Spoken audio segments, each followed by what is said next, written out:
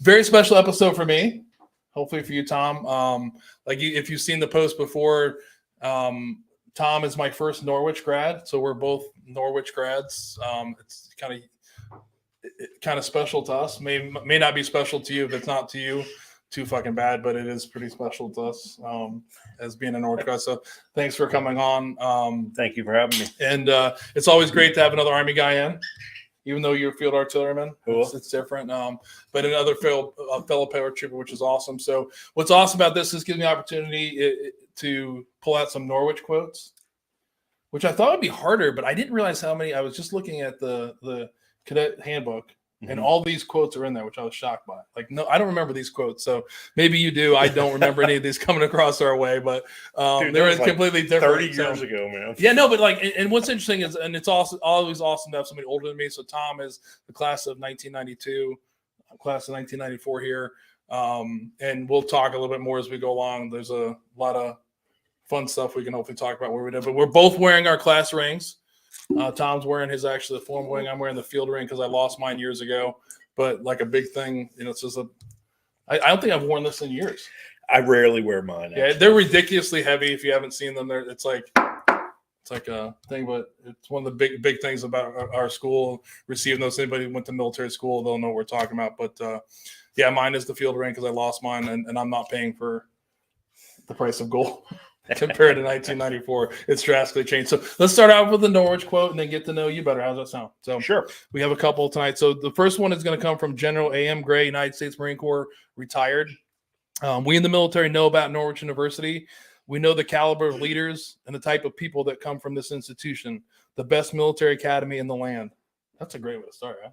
That's how we feel, right? Oh, absolutely. Yeah. It's the oldest. Oldest private military college, right? Yeah. Besides the trade school. So right. Yeah, that's true.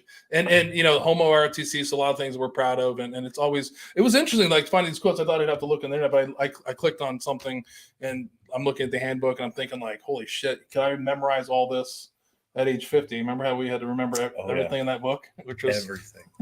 And I'm like, there's no fucking way I'm remembering one of the quotes I'm going to read to you later on. To thine own self be true. Yeah, it's crazy. So, like we talked about before, Tom is a Norwich guy, but we, a little bit different. He's actually not an Ohio guy, which is good. He's originally from Pennsylvania, right? Yes. Avella, Pennsylvania, small little mining town in very western Pennsylvania. Okay. Less than 4 miles from the West Virginia Panhandle. Okay. So yeah. I had no idea where that was at. Graduated in From high school in 1988. Yep. So I keep forgetting. I like that you're older than me. It's good. I'm a 90 guy, so I'm not much older. Yeah.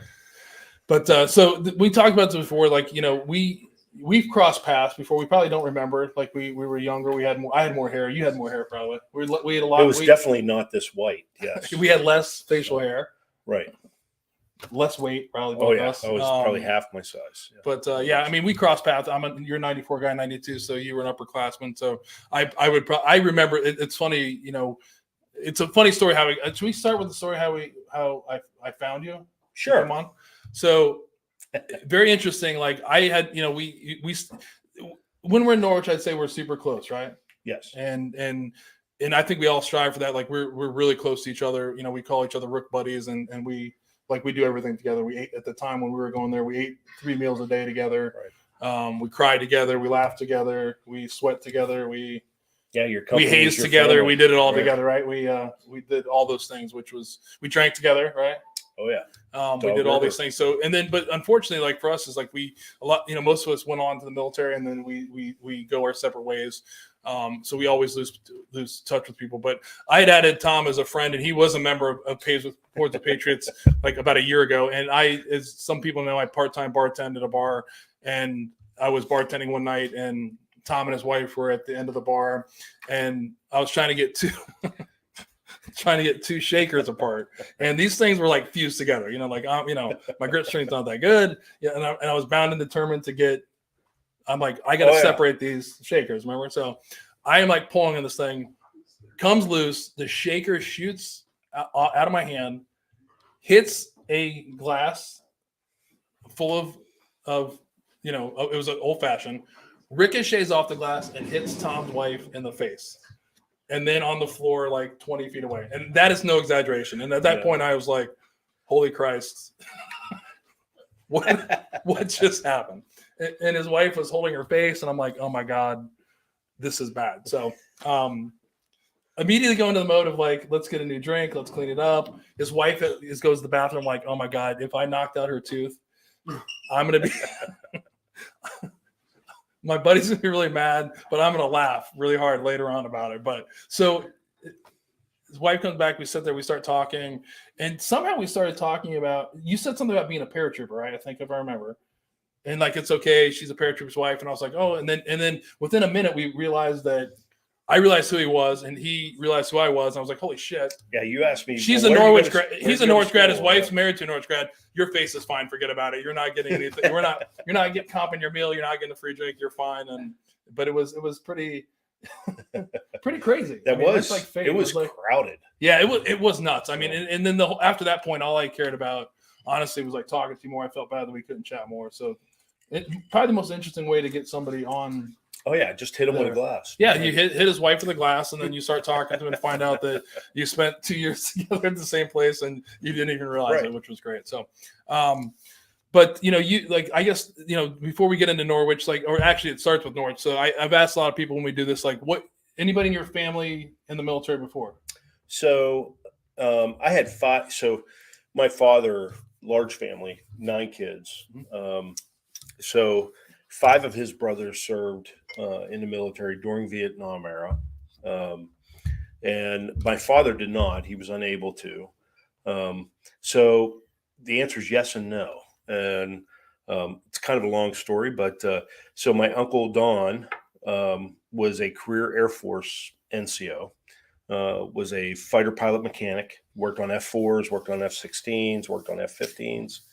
And I'm a Top Gun generation kid, and that's what I wanted to be. I wanted to be a fighter pilot. And so it kind of led me to that path. I knew very early on that the military was probably going to be my path. And it's what I wanted to do. It was, from a very early age that, all right, hey, it's going to be the military. Initially, it was like the Air Force or the Navy, but that changed after Norwich. Thank God at Norwich. Thank God you realized the error of your way. Oh yeah. Yeah. I mean, I think with us though, for Norwich, like I would say most of us knew that, right? Like, what would you say percentage of us knew that that's what we wanted to do? Like, I'd say 90%, right? Maybe 80%. Oh yeah. I don't think you go there without a full understanding of what you're walking into. But we have a lot of classmates that didn't though, right? They're even crazier than we are. I think very few. I mean, I remember a rook when I was a cadre that came in there was a legacy. Her father was a Norwich graduate, and she was not prepared. So a rook is what we call a freshman. Yeah. West Point, they call it plebe. Like, there's different names for it, but we call them rooks. And then cadre is usually your generally your junior year. There is some sophomore year, so that's when you're in charge of. But I was not prepared for the first day at Norwich either. So either was your father. Yeah, my father was not prepared. So we drove up, which is 12 hours from home, and so we drove up, and my dad's dropping me off, and we're going through the very first day of you're getting indoctrinated in. You're in your rookie storms, which are khaki pants and white khaki pants, a white shirt. Black, we didn't have hats. Black, we had black. You had your black, low quarter shoes. Yep. And then like a black military belt. That's what they gave us. And a tie. We had the black tie. Yeah. And all I know is that we're going through this thing, and it's it's military precision. For what it's worth. Later on we laugh about it, but you're going from station to station, filling out things. Then you get to go to the first sergeant's room, and so my father's waiting outside, and all I know is that's the very first time I ever got yelled at like that in my life. Right. And it's like, oh my God. And I come out, and he said I was white as a sheet, and I was just like, go home. Yeah, because like we were like, for us, like we're similar, so we could talk about this. I don't know what it is now, but you have to picture everybody, all the upperclassmen are there. Mm-hmm. They're the cadre or other people that are helping out, and they're all dressed in like all their uniforms and all the bling bling and they're super nice when they're around your parents, right? Oh yeah. Remember that? Like everything's great. Like, oh man, Mr. Miller, Mr. Simon, we're gonna take care of your son. You make it your daughter. You're making a great decision. This is great. Like, hey Tom, you should go get a haircut before you report here at 4:00. And you're kind of like, and then every time you're not by your parent, they go fucking psycho. Yeah, they're like pit bulls, right? And they're like, if you tell your parents when you get out there, remember your parents are leaving. Remember that? It was a game, and you were like terrified. Now, remember, it was like I remember that too because we was used to be like, you remember you bringing your baggage into your room, and they're like, no, you parents stay out here. We have somebody to help you carry it. So these people are carrying. Then I remember getting in there, and they just like start throwing bags, like, we're not carrying your shit. Grab your stuff. And you're just like, what just happened? I didn't understand the rank structure whatsoever. And they have a cassette tape. So that's how long ago. That's how old I am. They had a cassette tape. And it was Chet Sunday, so class of '90 from Norwich. He was a sergeant first class, and I could not get that right. And they had it on cassette. It was like class sergeant first. I had just all messed up. I couldn't get it right. I was all flustered. I was, absolutely embarrassed, and just that was the start of the crucible. Yeah, it was a crazy. Yeah, and if you go back, and generally what happens is after you check in, right, to tell people, and we're gonna get nerdy Norwich, but it's okay. And then like they took you down to Plumler Armory, like so you go down there, and again everybody's super nice, and then all of a sudden they're like, you have like 5 minutes to say goodbye to your parents, right. And your parent like. I just drove you. And 12 everyone's hours. like, oh my god, yeah, like oh, like my mom's like, oh, like, and there's people being nice. They're kind of like, hey, get in line over here, and then like, then they just escort the parents out, and all hell breaks loose. It's like screaming like you've never. Depends where you came from. I'm sure some people were getting screamed out like that. Yeah, and you learn about meat lines. You learn about all kinds of stuff, and then they take you. Remember, they took us into the auditorium. Yes, and then that's when you meet like the higher chain of command, the cadet colonel. Cadets. My life changed in that auditorium. I think everybody's did, right? During Rook Week, so they take you in the auditorium, and all the ROTCs come out to. Seems different. I don't remember that. We were in there, and all the ROTC departments came out and gave a presentation. And for me, so I was going in there, and I was, gung ho. I'd already signed up for Air Force ROTC. I wanted to be a fighter pilot, just like everybody else on the planet. In the but Maverick was in Navy. Yeah, I know, but my uncle was You're Air a Norwich Force, guy. Come on, and, sorry. and I'd spent time with him. He was at Luke Air Force Base, so I got to like sit in an F-16 and F-15. So, and they were the coolest thing. And but we get into the auditorium, and so you have Navy shows up, Air Force shows up. The Marine Corps is with the Navy, and and they're out there, and they're like 45 different uniforms, and then you get to the Air Force, and the Air Force is showing slideshows of people playing volleyball and whatnot. And Ultimate Frisbee. Then all the lights go out, and next thing you know, lights shine on, and here comes Sergeant Major Omasta, and he comes and stabs the floor with a fixed bayonet M14, screaming, all camouflaged. Then Colonel Donovan walks out wearing mess whites, and then then we go out and we see Mount Cold Weather repelling off the rappel tower, and it's like, that's what I want to do. I don't think we didn't have that 2 years later. We didn't have that where it was just straight into the cadet chain of command. But the people who talked about, like the Colonel Donovan, we just lost him recently. In about a month ago. Yeah, about one of the most amazing leaders that I've both in the military and he was our commandant. And military science, and it was just a guy that, like, it was crazy. Just we talked about this earlier. It was like one of the guys, like one of the leaders that you always wanted to make him happy. You didn't want to Silver Star recipient, and he was in charge of developing the M1 Abrams. Yeah. And he was in, I think he was a battalion commander for the fielding of the M1 Abrams. So, and he got wounded very seriously in Vietnam and almost passed away. And I think that's the only reason that he didn't become a general officer the way the whole thing is. But I mean, I think he had definitely an impact. He's had an impact on all of us. It was funny when he passed away.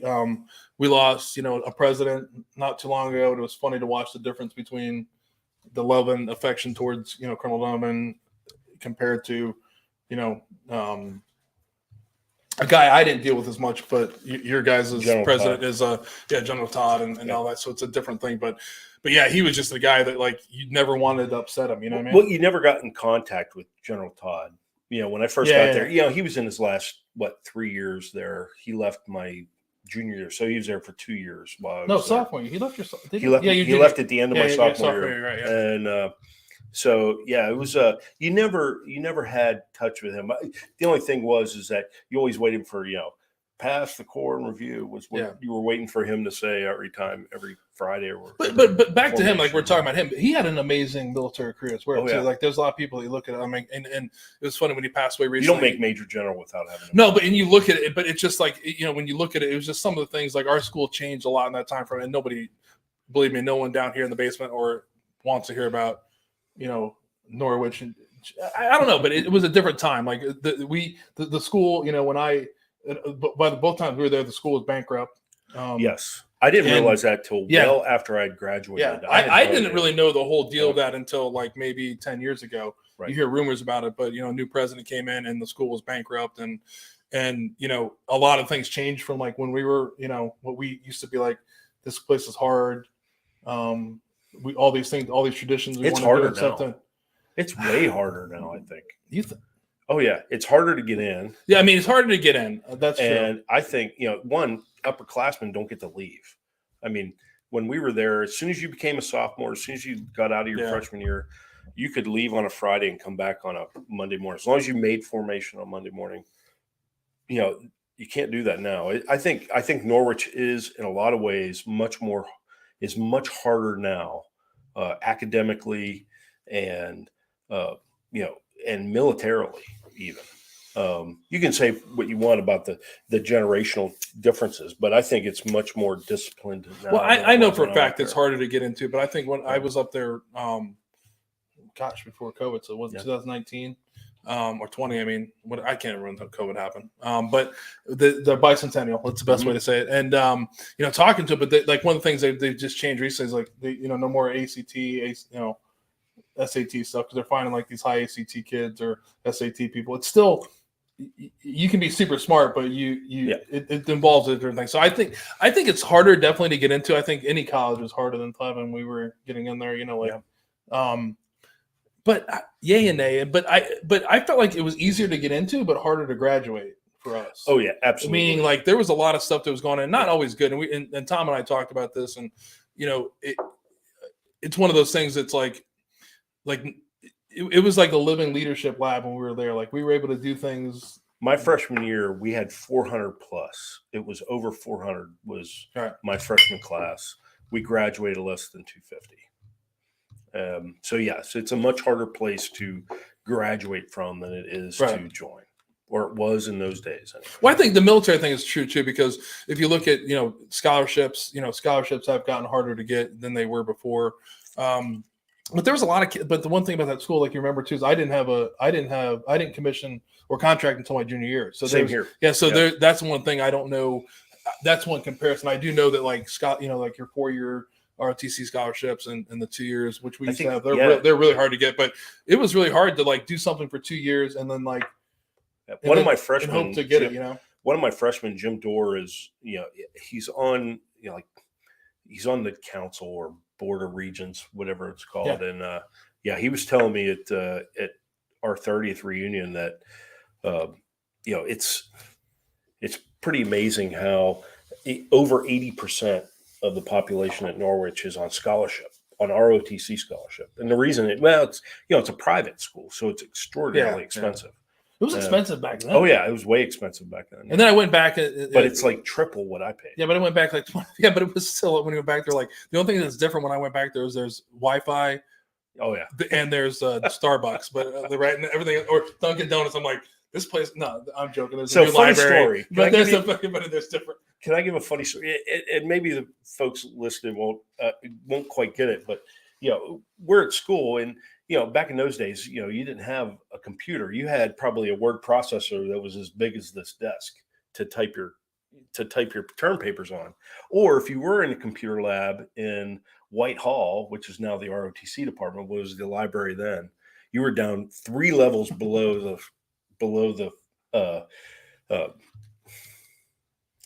ground of the upper parade ground, and then all of a sudden the lights would flicker. And back in those days, you didn't know to periodically save, right? So you would lose 8 pages. And next thing you know, flaming rolls of toilet paper coming out the third story of, third floor of Goodyear Hall. And, next thing you know, you got fuck you wars going Goodyear, on. yeah, that's Yeah. there's some, we got to get to those. So, but so you took a little different path. So like Norwich, like when we went there, they had line companies, or like if you were a band geek, you could go into the band, and Tom was actually the Provo battalion. I was in the provisional battalion. Yeah, he was. So we used to love to make fun of he was a drill team guy, which we always like to make fun of. We were the pinheads, yeah, because like the MPs, all you guys were like super focused. I still check my gig line every day. Yeah, they were super focused, and which is good. But and that's one of the fun things about us, how close we were, because we had individual companies, and the time changed. And this recently, they're back to the companies, which is super exciting. This year I think is the first year that they're back. They changed things. I remember I was at Fort Bragg. This a while ago, but they were getting rid of ceremonial company, right. And actually, the way that the drill team, or the shock platoon as it's called now, at Norwich is much better than what we were. I mean, oh my God, they are so much better at drill and ceremony. I feel like Tom is throwing so many. I feel like Are you working for the alumni department now? No. Like, you're throwing out how great they are now, dude. I'm telling you, man. You're like making we went us up feel there like and we watched. They probably were better. They had better uniforms than you guys, because they would have crushed. You guys had the beret going, and it was just like they would have crushed us. Yeah. We were pretty strack in our day, but the way they're doing it now, it's not a line, or it's not a freshman company, right, or a freshman platoon where you get rooks right off the street. You have to join it as a club. So I think what you end up getting with that is you get people that want to be there, which is what you see in the military too. When you get to like Ranger regiments and airborne units, you get people that want to be there. So you get a different quality of cadet that's going in there. So you end up getting a better product. Right. So, yeah. Look, he's all over. Jim, you got him good. Heather is his wife, Altman, right? Yeah. So they those are names we all know that he's got him. He's ready to go in the alumni. No, it has changed. I mean, times have changed. It's gotten better. I mean, the one thing when I was up there that it's different. Like, I'm not trying to compare it, and that's not what we need to do, but it was a different time, and it was a great time. It's like one of the times I was looking back in my life where it changed, and a lot of it was like the people you were with every day. And then also some of the leaders, like we talked about, Colonel Donovan, and then one of the people that I hope he's listening is Sergeant Major Mott, who we both came across. And one of the things that Tom was part of was he's a ceremonial battalion, and also part of the Ranger platoon, which again was a total different element of people that I was the running around. I was the first commander of the Ranger platoon at Norwich University, and running around doing crazy things. And then there's just names like Dewey, Duke Mott, Dewey, John Mott. One of the beautiful things about Norwich for us was that I think we learned very early while we were there what a true blue hardcore NCO was. And it also spoiled us because we had such high regard for these men, because one, they were leaders among men. Right. They absolutely were. And then when we got spoiled somewhat. Then when you get into the Army, then you see the marginal performers.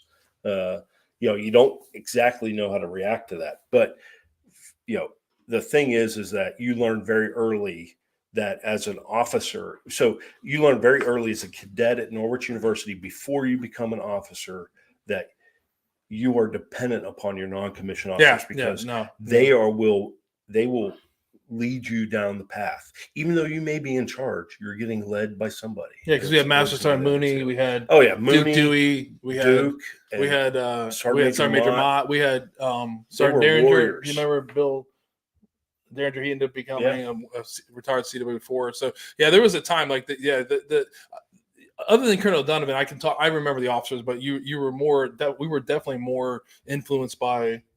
Oh, absolutely. The strong NCOs that were there that held us to a really, what I hold to is a crazy standard. At the time, you were like, in my time there with the Ranger platoon, which was the majority of my experience with the ROTC department was, one-on-one one-on-one working with Sergeant Major Mott. Yeah. And we had Major Naples at the time, Captain Naples, was our officer, but it was Sergeant Major that drove that train, and we were jumping on and we were learning on the fly. And what we really learned, what Bruce, Pete Mondelli, so Bruce Nichols was my XO. Pete Mondelli worked with us. He's now, I think he's retiring now, but a colonel in the Alaska National Guard. I mean, Tiny McCollum, we were all in this kind of core where we learned from Sergeant Major Mott what true, initiative and leadership was from that man. Yeah. And that was immeasurable education beyond the schoolwork. I think that had nothing to do with chemistry 101. Yeah, because a lot of you're a communications major. I was a criminal justice major, and a lot of us were just going to college to get a degree so we can get commissioned. Right? That was my sole goal, was to get a commission. Yeah, people were like, at the time, and then for me, I thought about, I was going to be a cop after, and then, but there's, those, you're definitely hyper focused on. You just got to get a degree and get commissioned and that was my whole goal. Was just I talked as fast as possible. I've talked to Sergeant Major Mott 6-7 times in the past year, and it's always funny. One time, the first time my boys were down here, and when I got off the phone, I was like a kid talking to him. All these years, he was number one, he was way nicer than I remember, right? Because he was definitely hardcore, right? I hope he's listening. He was definitely hardcore. An ex-Ranger Regiment guy, did not fuck around. You know what I mean? If you fucked up, you knew about it. I will say this about if you were substandard, you knew about it, right? Yeah. I will say this about his career. That man probably influenced more officers in the United States Army than I know, because he did 2 tours at ROTC. Yeah. He did a tour as a sergeant first class and then later as a sergeant major. I knew him as a sergeant major. He has influenced an entire generation of Army officers that came out of either IUP or came out of Norwich University. Yeah, and I've talked about that before. When you look at some, we were just talking about another fellow field artilleryman, one of my classmates who just penned on general. They were definitely the pivotal. But it's just funny to talk to him now. He's in the 70s. He seems like he just seems so nice. I was like, he's still. I don't remember you being that nice. But what's cool about it is you were actually leading now the first. You guys are going to have a Ranger platoon. Yeah, it was. Is this still going or what? Or what's? It is still going. It's still going. What's the plan with this? It's now a Ranger company. Okay. And actually, we're gonna have a reunion this year. So it's class of 93's 30th, but we're gonna go back and working with Bruce, working with a couple other guys. We're gonna have a ceremony at the Gulag, which is the Ranger platoon's kind of hangout. It's the old photo shop from it was the old photograph shop from the university, and we're going to recognize the original cadets and the original advisors, which is Sergeant Major Mott and Major Naples, this coming alumni weekend. Okay. And as we're coming into this year, and we're trying to get as many of us back as we can. We've been in contact with a lot of them, either through email or through LinkedIn or Facebook, whatever media we can get to them. But the key is that we want to bring them together because it's still here. Yeah. 31 years later, this little thing that we started, we actually started it in 1991, and where it was there was just a group of us, 4 or 5 of us, that wanted to learn more about small unit tactics, because that's what we were graded on at advanced camp. So advanced were you guys camp, drinking during this time frame? No, we were drinking. But advanced camp, for those that don't know, that was the grade. That was the graduation for an Army ROTC cadet. You went there during the summer between your junior and senior year, and that was your grade. You went there, you got graded. It was a grade between 1 and 5, and the higher the grade, the better. And you were graded on small unit tactics. And Sergeant Major Mott was a Ranger regiment, but he was also a Ranger training battalion guy too. Yeah. So he was a first sergeant at the Mountain Ranger camp back when it was a company that ran the camps. So he was in charge as the senior NCO there, and he knew patrolling and he knew small unit tactics. And so me, Pete, Bruce, Tiny McCollum, we all got together and we convinced him. And Brian C was in there, and there was probably 10 of us, and we just started doing classes in the basement of Jackman Hall at like 6 o'clock in the morning before PT in the morning. And we would do these 1 hour, half-hour classes on crossing a danger area or setting up a patrol base, or all the the troop leading procedures for a lieutenant. How you deal with a mission, and those kind of things were immeasurable, and ended up leading into there was also this thing called Ranger Challenge that was going on, which was kind of like this best Ranger thing, but in a cadet way. Yeah, which is pretty. It still goes on, but it's pretty predominant still today. Yeah. And it kind of led into this Ranger platoon thing the next year, and we had like 35 guys that first year, and we it was a lot of fun. We did some field exercises that were planned off the cuff. Why? Because I wasn't a good planner. I'm still not a good planner, but we did some things that were off the cuff. So that means we were freezing at night and too hot in the daytime. But we did there's a video out there of us doing a raid demonstration, and there were Soviet officers and NATO officers that were watching this thing, and they came to Norwich and they picked us to do this raid, and we had helicopters, and that was all Sergeant Major. We got Hueys out of Massachusetts National Guard, and it was pretty amazing time, and it really taught you how initiative works. Yeah. And it benefited me later in my career to learn that, when I was sitting in the middle of South Korea, it was those things that I learned from him in those days that, drove me the rest of my career. Right. So he was absolutely my first mentor. Yeah, that's when you look at it, there was just so many. They all impacted you in so many different. In different ways. If you're in the Army department, whether you're in the Ranger platoon or the tank platoon, and if you talk to a mountain cold weather guy, they're going to tell you these same stories about. I was in the tank platoon, so it was like a different these weird. It's so different, but he's always the guy that we always were. I still remember like the senior year when he started talking to you, we've completed advanced camp. It's like you're getting ready to get commissioned, and he's like, now it's time to tell the real stories about what you're doing. Yep. And you're exactly right. Like I can name some of the officers. You name one. Captain Hayes, a bunch of other people. There's other people but it was really Sergeant Major. I always look back, and the person I remember, and I tell stories about Sergeant Major Mott, like whether you were doing a PT test or like at Norwich University. For me, he's front and center. Yeah, of all the people that ever influenced me, going forward in my career. And I didn't tell him, we never tell anybody. You should, because I've actually had call.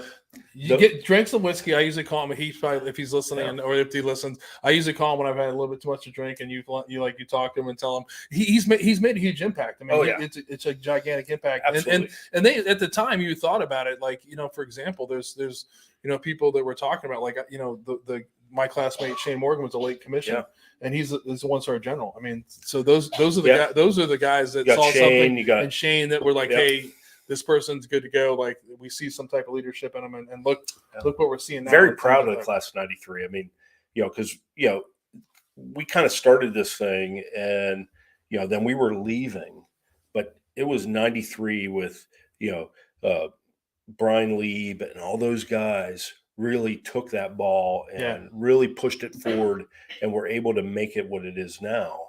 And it's a pretty good institution there, and what they do there is much more organized than how we did it. We were just winging it. Cadets. Yeah, we were absolutely winging it. I mean, we would drive down. It was when Fort Devens was like really a fort, and Sergeant Major went down there, and next thing you know, him and Pete come back with cold weather gear that they got from the 10th Special Forces Group. Is that who it was? Our first Special Forces Group. Whoever was stationed there, because they were deactivating the base at the time. So and they're still using the same equipment today. It's kind of a travesty, but it is.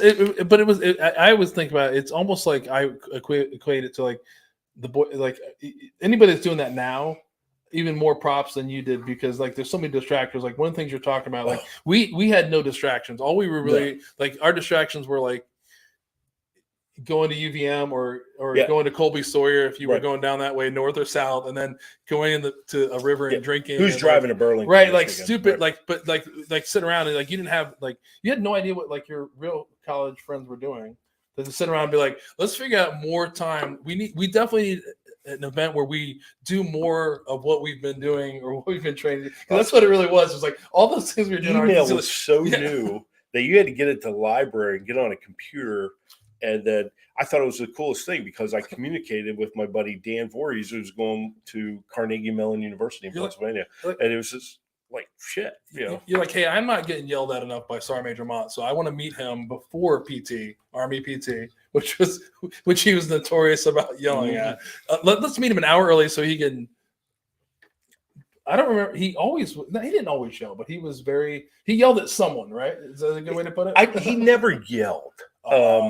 It was always a well, first off, I mean, just his demeanor itself demanded respect. Like I remember somebody doing sit-ups and moaning and groaning and like making this and what Sergeant Major said, I'm not even saying on the camera, but it was very like, what are you doing over there making, but yeah, I guess yelling's not the way, but it was just very like, it was always, he wasn't a dormant leader. He was on, like, he was finding someone to either like, who was not pulling their weight. Combat veteran. Yeah, not pulling their weight or like, so it was like, so I can't imagine being like, let's be around him more. No, it only benefited all of us. I mean, I'm truly thankful. I've told him many times, and I hope if he's not listening tonight, he does listen to this. Like, there's hundreds and hundreds of us that owe our careers to you, and not in the military, but teaching us to be, the military leaders, civilian leaders that he was. Amen. Yeah, I don't even know what to say. I mean, I told him personally that I put him on that same level of Colonel Donovan. I hope. Those two were a great team. Yeah, they were. And, Colonel Donovan gave Sergeant Major that latitude to operate. And he knew. Colonel Donovan knew of the quality of the NCO and gave him that latitude. That teaches you something as an officer, too.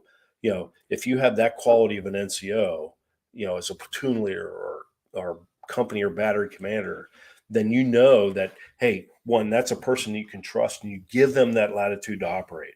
And, with just a little bit of commander's guidance, that's exactly how Colonel Donovan operated with Sergeant Major Mott, is that he gave him just enough commander's guidance to allow Sergeant Major to operate, within a band of excellence, within this band that he was able to execute and, really change the lives of a bunch of young men. Yeah. Going through and women, because there were women at the time there. Oh yeah. Yeah. Absolutely. I mean, we had many women that went on to have great military careers as well. So, we're gonna do our first whiskey break. We went a little while. Tom was already drinking it, but we're gonna first talk about our first featured whiskey. Josh stepped away. He wasn't prepared for this. He's coming back, so it'll come eventually. But Tom brought Michter's. He was talking about that was his new thing he's been drinking. So he's already drinking it. I'm going to get a pour because it's what I need a pour right now. So, but Tom brought with us today Michter's US 1 small batch Kentucky bourbon. This comes from Michter's, which actually claimed, we've talked about Michter's in the past, but they actually claim to be one of the oldest, to be the America's oldest whiskey producer. It was founded in 1753 by two brothers, the Schenck brothers, Johann and Michael. They're throughout it's a distillery in Pennsylvania originally. Their existence, they've changed their name a couple times from Baumburgers to Pinot, and what we know today is Michter's. Michter's is now owned by Chatham Import Incorporated, and most people know where Michter's is now. They're right on Whiskey Row, right downtown Louisville. Beautiful place. You should go check it out. Tom brought a bottle. I was almost telling not to bring one because I showed you one that was open, but it's all right. It's always good. But Michter's US small batch Kentucky, US 1 small batch Kentucky bourbon. It's a lower proofer. It's 91.4 proof. It's non-age stated, but it's at least 2 years old. And the mash bill is undisclosed. But if you kind of dig into like the nerdy stuff, it's supposedly high corn, 79% corn, 11% rye, and 10% malted barley. And it's also, I have a couple other bottles here. This US 1 is also associated with the American whiskey and then also the rye. So that's kind of their group together. But it's always a great one. Mitchell's is always great. I'm less Over ice, versed. I don't know. I mean, I'm kind of worried about him. He is old. He's an over rocks guy, but I am. always good. Always good. So we talked a lot about Norwich. Everyone's falling asleep down in the basement. Your wife's over there like, how many times do I got to hear these guys talk about Norwich? Reminiscing. But so you get commissioned as a field artilleryman. Yes. You leave there, obviously went to Fort Sill. I did For your 6 OBC. months. Yep. Yeah, your OBC. And then you got to go to the promised land right off the bat. I was kind of jealous, right? Yeah. So the promised land. Yeah, Fort Bragg, North Carolina. But right, now center is of the it was it universe. Fort? Is it Fort Patriot now? It is Fort Liberty. Fort Liberty. I can't even say myself like I can't even. So we're gonna still call it we're old. We can't remember. We're gonna call it Fort Bragg. So yes, the center of the universe. So first assignment actually. First, third of the 319th Field Artillery, 82nd Airborne Division. Yeah, I got with Sergeant Major's tutelage, I did really well at advanced camp, and as a non-scholarship, cadet, graduated a distinguished military graduate, and got my second branch, which was Field Artillery, which thank goodness, later on. But I got my first duty assignment, and I got, in our day, regular Army was a thing. Yeah. There were three commissioning sources. You had regular Army, you had reserve active duty, and you had reserve duty. So regular Army at the time we graduated, like I had the same thing. That's equivalent to a West Point cadet at the time. Then I got my first duty assignment at Fort Bragg, North Carolina, and I got sent to Hood. So funny story. So. Who was I? I was with Bruce Nichols, a classmate of mine. He was also a field artillery officer. Got Fort Bragg, his first assignment, and we were at Fort Sill together. And we're in processing Fort Bragg, and I was originally slated to go to Corps Artillery, to go to the 18th FA Brigade, and I still had leave available. So I was like, well, I'm going to stay on leave, and then I get a phone call the next day, and he's like, so how bad do you want to go to the 82nd? And I said, well, who do I have to kill? And he's like, good answer. You're going to 3rd of 319. So yeah. So stayed there for 93 to 96. Yep. A little bit of time. And then what's funny is looking at your bio is how we almost crossed paths so many times. So it's funny to look at, and some of the same assignments we have, we'll get to it more. So like after that, you went to Camp Casey. I feel like if you were in the Army in our time frame, if you didn't go to Korea, Camp Casey, if you were at Bragg your first assignment, you were you were going to go. My reverse was I went to Hood, so then I wanted to go to Bragg, so I had made the deal with the devil, so I volunteered to go to Korea for a year for a following assignment to Bragg. Right. The day which was my deal as well. Right. Yeah. So I made the pact. It was funny. I actually talked to the branch manager. My old battalion commander was actually the brigade commander at Fort Stewart, and I was talking to the branch guy, and I was like, "Oh man, I want to go to Bragg," and he's like, "Well, Colonel Schwartzen wants you to come to Fort Stewart." I used to work for him. I was like, "I want to go to Bragg," and he's just like, "You're going to call and tell him that?" So I tell him that, and then I signed the deal to go to Korea for a year to go back to Bragg. 2 days later, I find out that my wife is pregnant with our first kid. So it was a very bad decision on my part, family-wise. Professionally-wise, I wouldn't change it a bit, but it was pretty funny. But so Camp Casey, we chewed some of the same dirt over there. You were there a little bit earlier than me.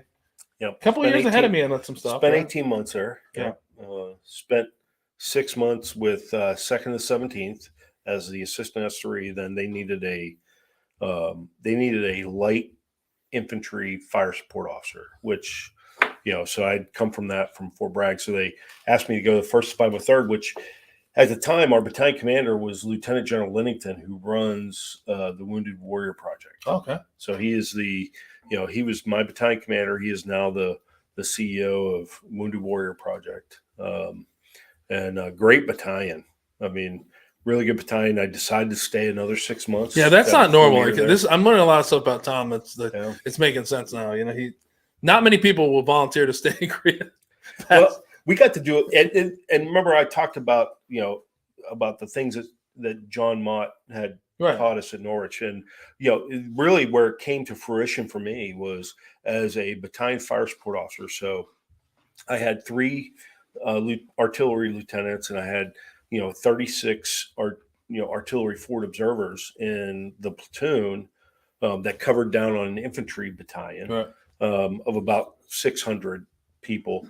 But we also had, the cool thing about Korea is you had your adjacent services were assigned to you. So we had Air Force enlisted tactical air controllers attached to us, and we did everything with those guys. They were right there. They lived with us, and we built a relationship with them. Built a relationship with the ALO, and we decided, and so we started training my forward observers to call in airstrikes. And have ALOs. We go sit on hilltops over top Camp Casey, and we do drive runs with A-10s, and it ended up leading to an opportunity to go to Cooney Range, which is down by Osan Air Base, and take the entire fire support element down there and do live fire bombing with the 25th Fighter Squadron, which was an A-10 squadron out of Osan Air Base. And we were able to coordinate it and able to get approval for it and convoy us all down there. And that was all because of the things that I had learned at Norwich, from the tutelage of Sergeant Major Mott, was being able to do that. And the thing is, to a man, all those enlisted men re-enlisted and a lot of it had to do with that type of training. When I'm sitting there and I'm looking at, PFC Sorelli, who's my driver, and he's a 13 Fox, but he's my driver. He doesn't get to do the cool stuff that all the other forward observers are doing. But then he's calling in, an airstrike on a target on Cooney Range, and I'm like, hey, you just told the wing commander what to do. Yeah. You just directed a Fulberg colonel on a target, and his face lit up. And those kind of things, you can't replace those kind of things. And that's all stemming from, those, very early years, in the hills of Vermont. The lovely hills of Vermont, middle of nowhere. Right. Freezing cold. Right. With uniforms that don't fit because they fit you in the freshman year. Right. They have way better uniforms now, though. Give them that. I have no idea. Yeah, they look cool. They have like cooler stuff than we had. They all have rifles now. They do all have rifles. It was only the drill team that had rifles. They didn't trust anybody else with them. I mean, trusting you guys with rifles was, let's just say, not a good decision by a lot of people at the time, because the drill team was they're a little different. Everyone's gonna go with me, like Jim Doerr's probably like gonna come get me in the middle of the night, but it was a different. It's a fun thing we had, right? Like if you were in Norwich, you were unique in that you were in the Provo. Yeah, it was just. I was unique. I was one of the two, and I was one of the last of the 2 male companies, so Echo and Foxtrot. Right. So we were very different. So people, Yeah, my best friend was in Kilo Company. Brian C. was a Kilo Company guy, and so it was, but it spanned across. Now my Rook buddies are my Rook buddies, though. And it's always a different. But there's a difference. That's why we talked about this. Like the Echo group we have a little chat going when we talk about it. But I'm glad that the companies are back. It went away. It kind of folded into, like, if you talked about, that training platoons and all that kind of stuff, kind of mirrored more of, like, I would say, West Point. But I'm glad to get the company stuff back, because there's a lot of that. I feel like that was where, that's where, like, the bond was, and it was broken up for a reason, because there was that thing that we thought, you guys thought drill team was better than Norwich, which I didn't really agree with. We thought Echo was, at the time, there were definitely bad traditions being perpetrated that had to be stopped.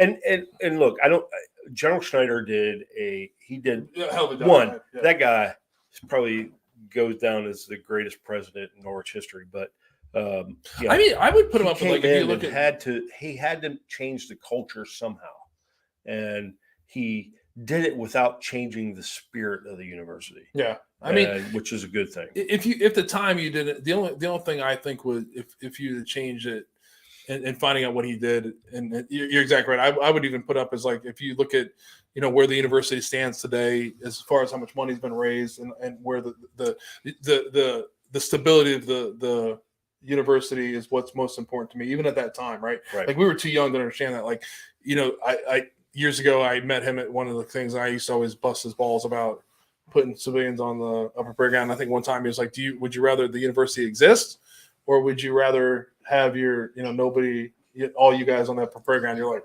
relax, sir. Jeez, man. But that was the reality. He did have to change himself, make some hard decisions, and put the school to a point where it's thriving.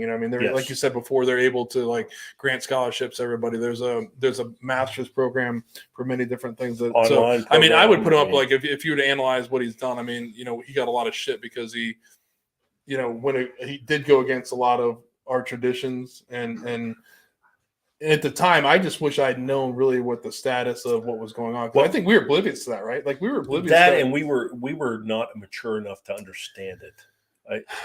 True. At the same time, too. So, but there's not one time when you were there that you were there to my time that you realized how close that school was to folding.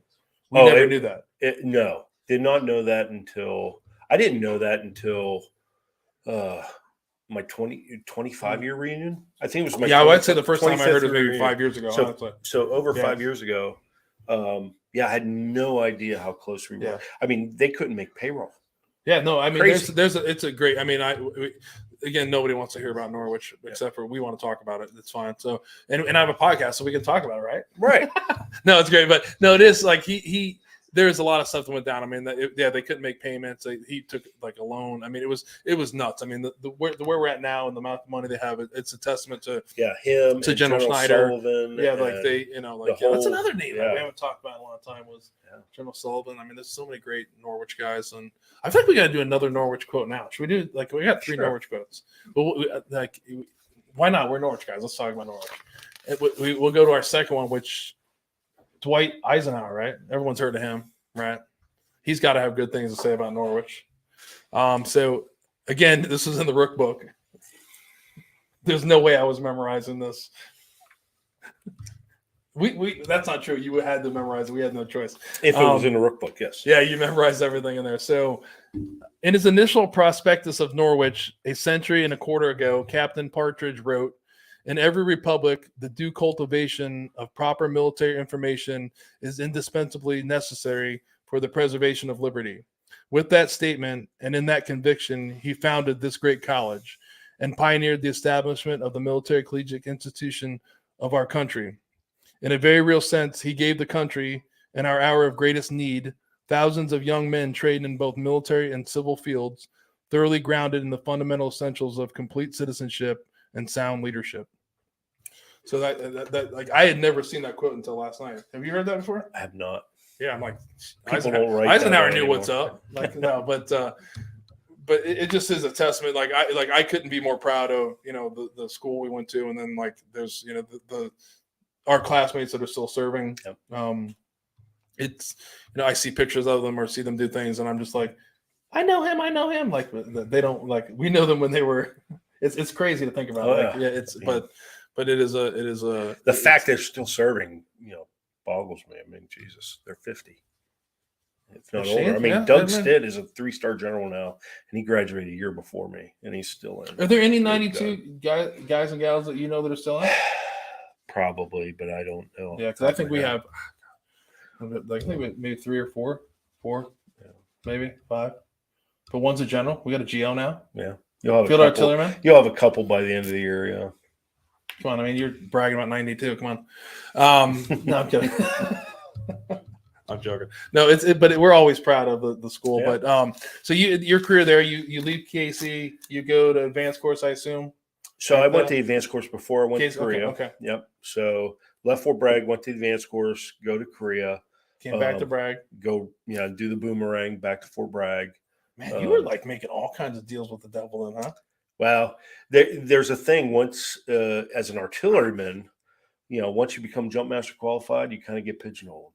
Yeah. And so they had no problem sending me back there. But it was also a weird thing is that a lot of my cohorts that were artillerymen with me did not want to go to Fort Bragg.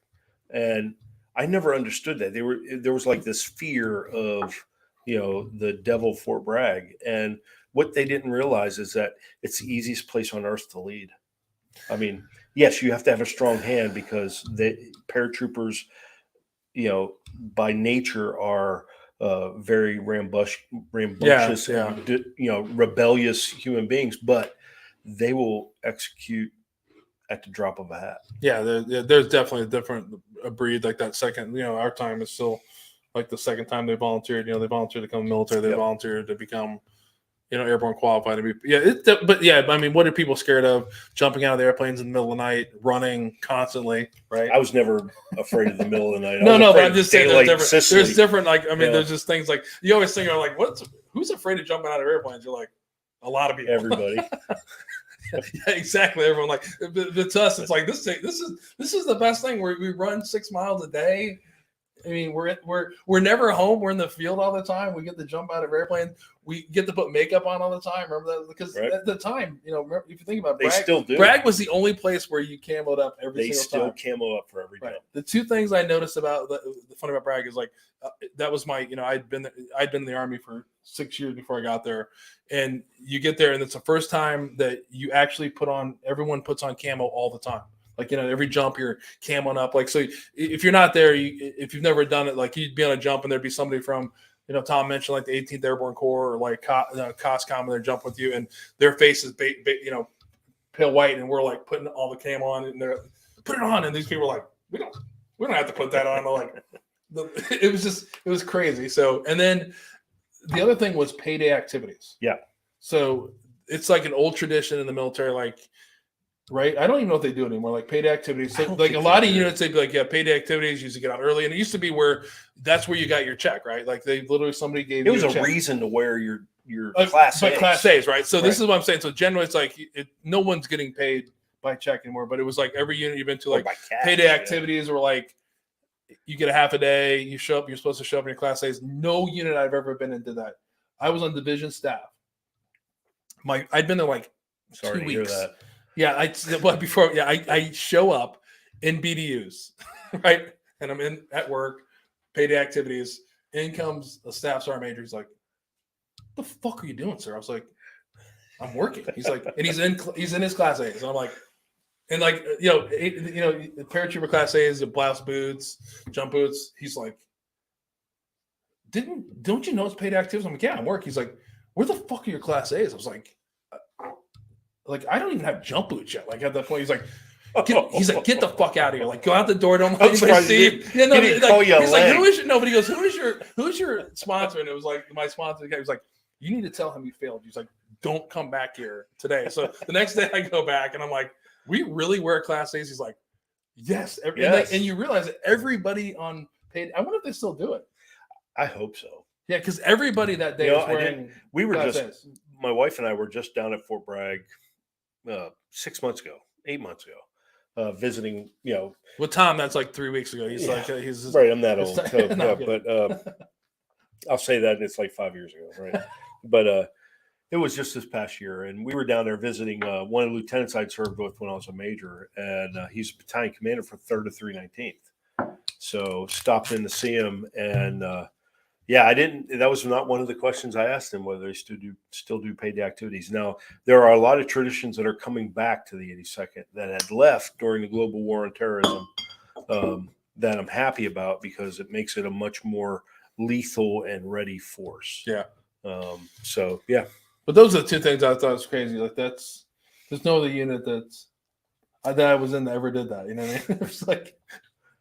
And if at the time when you're wearing your class A's, you feel pretty goddamn good too. Like to be honest with you, you're like walking around, you're like, I don't know, like you can't do anything in this uniform, right? Right, you're sitting there. You're sitting around just like the most uncomfortable boots in the world. Yeah, you're wearing a beret that you're sweating, and your uniform's half made of plastic. Yeah, but still, everything's you looked good. Yeah, sorry, this is really comfortable to sit down here and do my staff work on my, the PowerPoint slide. I'm really glad let me take my jacket off while I'm doing this. Yeah, but it was that was what's great. I mean, and honestly, if you didn't serve at Fort Bragg, you don't really know. Like we make a joke about that. It is the center of the universe to many of us. It was like the great place. It's a great mecca. I would not change a minute of what I did in the Army.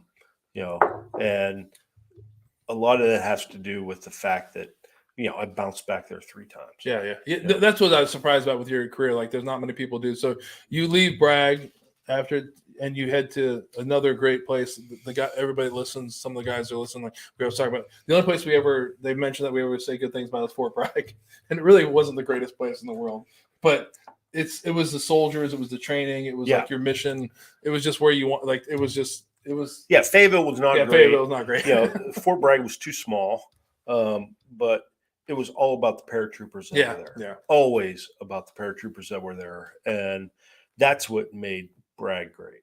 Yeah, it was. I remember one of my stories about Bragg. Do you remember? Do you remember the new PX? I'm talking about the new? There was the old PX and the new PX. It was. Look at me. So it was being built with my hand. You know, what I'm talking about it was just being built at. Or okay. You had to have been which one? The one on the west side, right? Yeah, it was. Yeah, the newer. Yeah. Coscom. It was the Coscom. And I met my wife one day for lunch, and we go up to the food court and get drinks, and there's these 2 paratroopers from the 82nd, and they're like E3s and E4s, and they see there's an 06 there from. I look at his patch, and that's the thing in the military, you can really quickly identify those. So the guy's in 06, and he's wearing a medical patch. So all of a sudden, this guy's a doctor. He's a Womack, right? Yeah. He says something to them, and they both they're looking at him looking at his uniform they were looking. Where the fuck are you? They were looking for airborne. Where are wings. your airborne wings? And then he said something to them, and they're like, and then the look they gave, they're like, and he said something to them, and neither of them said anything. They didn't say yes sir or whatever. So I'm like, what the fuck did these 2 just do? Right. So I go up to this colonel. I'm like, hey, sorry sir, those 2, I'm gonna go talk to him. Oh no, he's like, those guys are paratroopers. Don't worry about it. I'm like, yeah, I'm a paratrooper. I'm about to go. And I walk up to both. I'm like, what the fuck are you doing? That's no 06. And the one was like, what? The guy literally looks at me. This E3 looks at me and goes, where are his airborne wings, sir? I'm like, he doesn't have them. He goes, who doesn't have airborne wings? I was like, both of you need to fucking get over there and go apologize to this 06. They go over there. They're saying they come back, and the one guy's like, you're telling me there's 06s that don't. But it was always funny at Bragg at the time. If you ran into if you were in Coscom and an 82nd guy was over there, they were like, their 82nd guys just leave them, or the SF guys leave those guys alone. They're special.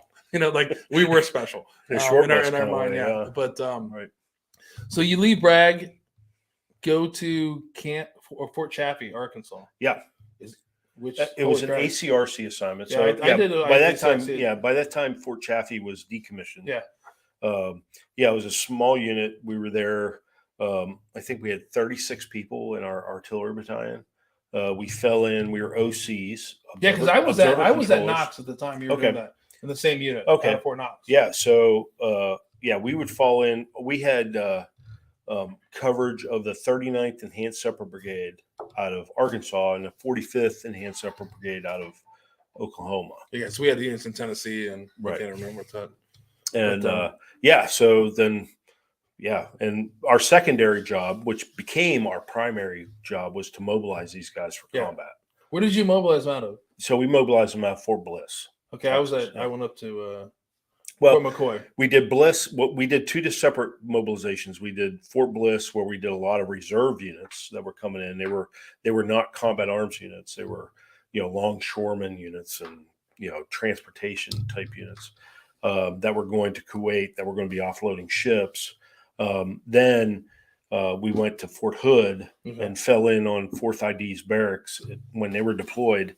And that's where we mobilized the 39th Enhanced Separate Brigade for their deployment to Iraq in 03. Well, that's the funny thing when you were looking at when I was typing some stuff up and last night, and I'm like, holy crap, I was in the same unit in a different battalion up at McCoy, sending people out as well. So you stayed in, though. I got out, went back to Bragg and started.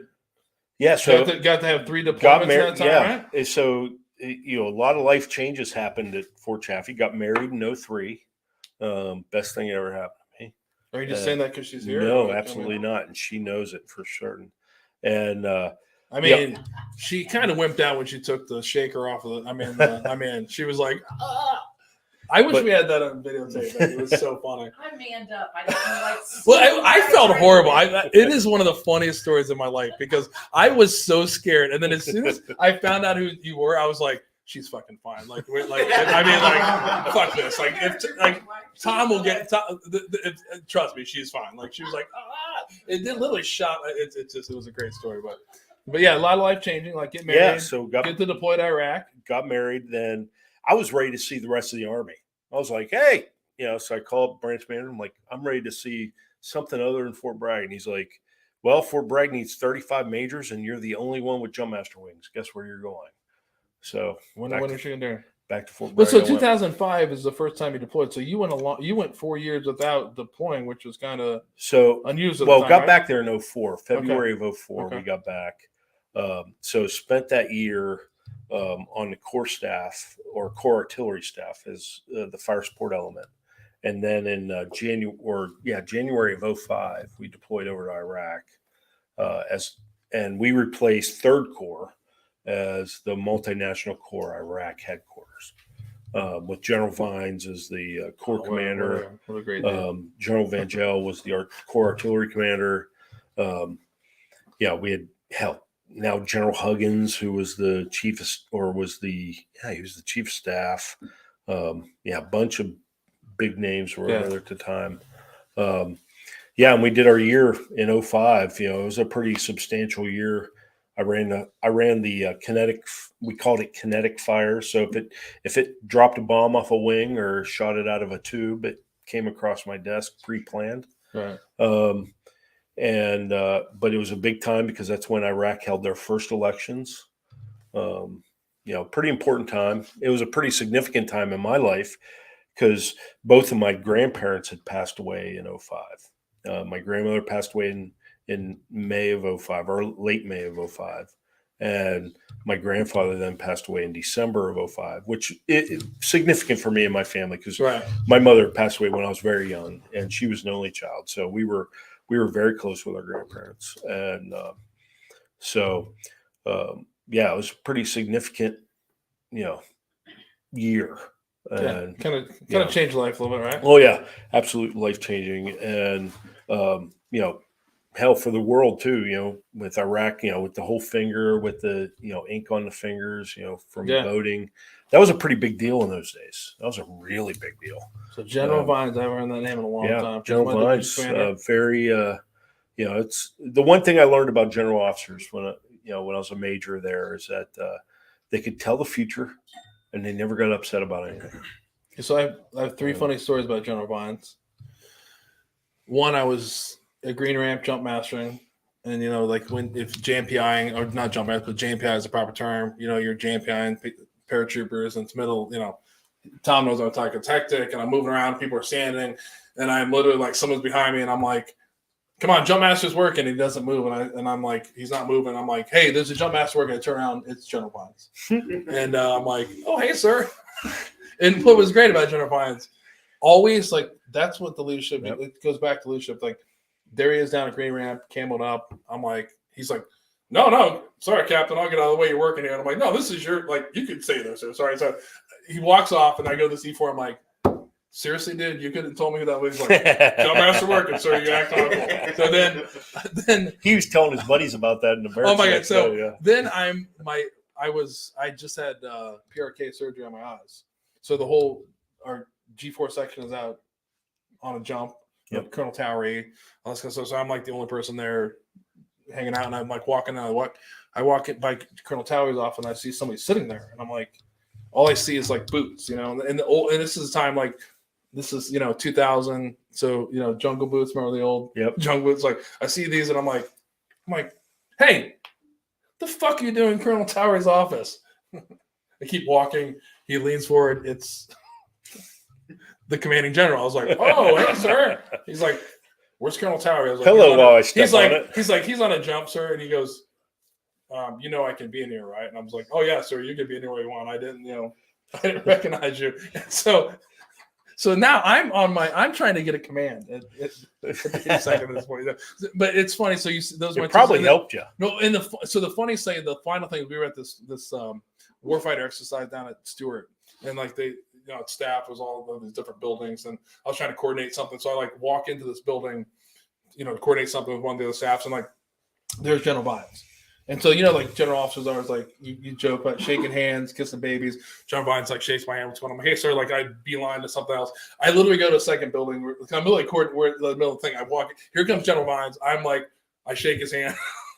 Move on. So now I'm back where I work. Like an hour and a half later, here comes General Vines. He's doing the tour, and my boss is like, Major, which is like, they're always promoting like, oh, this is Captain Miller. He's getting ready. He's jump master. So yeah, he's getting ready to take command. Times. He's getting ready to take. Yeah, he goes getting ready to take command here in a couple months. And he goes, and I don't go shake his hand. And the major's like, you're not gonna shake his hand. And General Vines goes, listen, I've already shook his hand twice in like the past hour. I don't need to shake his hand. And he goes, oh, I got to tell you, the jump master is like being in command is like being in a rocket ship. It's going to go by so fast. Yep. And stuff. And he goes, and also remember, I can go in any office I want. In division headquarters, it's like airborne. So like he walks up, and my boss is like, what is that about? I'm like, I haven't already talked about that, but I basically like yelled at General Vines for being in Colonel Towery's office. But it was a great leader. I mean, he ended up like he was a great guy. Yeah, I mean, he was I mean, calm, always stoic. He took all the information in. That's one thing I learned. Did you know Slade Bowden when you were over there? Whom? Slade Bowden. No. He probably shouldn't have, but he was General Vines' aide.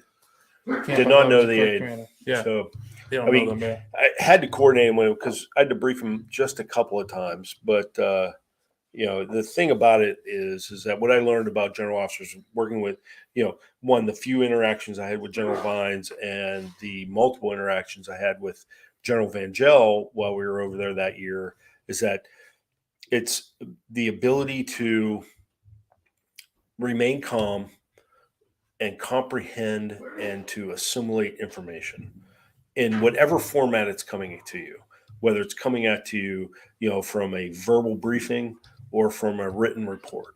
Right. Their ability to understand, then formulate, to get understanding from what either they're reading or hearing, and then formulate a decision beyond that was, pretty impressive. And it was the first time in my career I'd seen that level of leadership and what it took to operate at that level of leadership. And pretty impressive stuff. I mean, generals have I hold them at very high esteem, but I also hold them to a very high standard, which I think all of us do.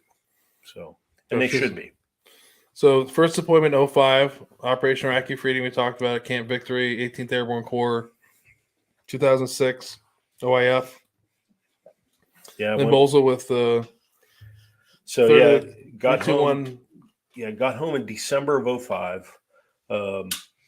And that was when all the majors that were on the Corps staff were getting slotted for their branch qualifying positions. So being an S3 or being an XO in a battalion.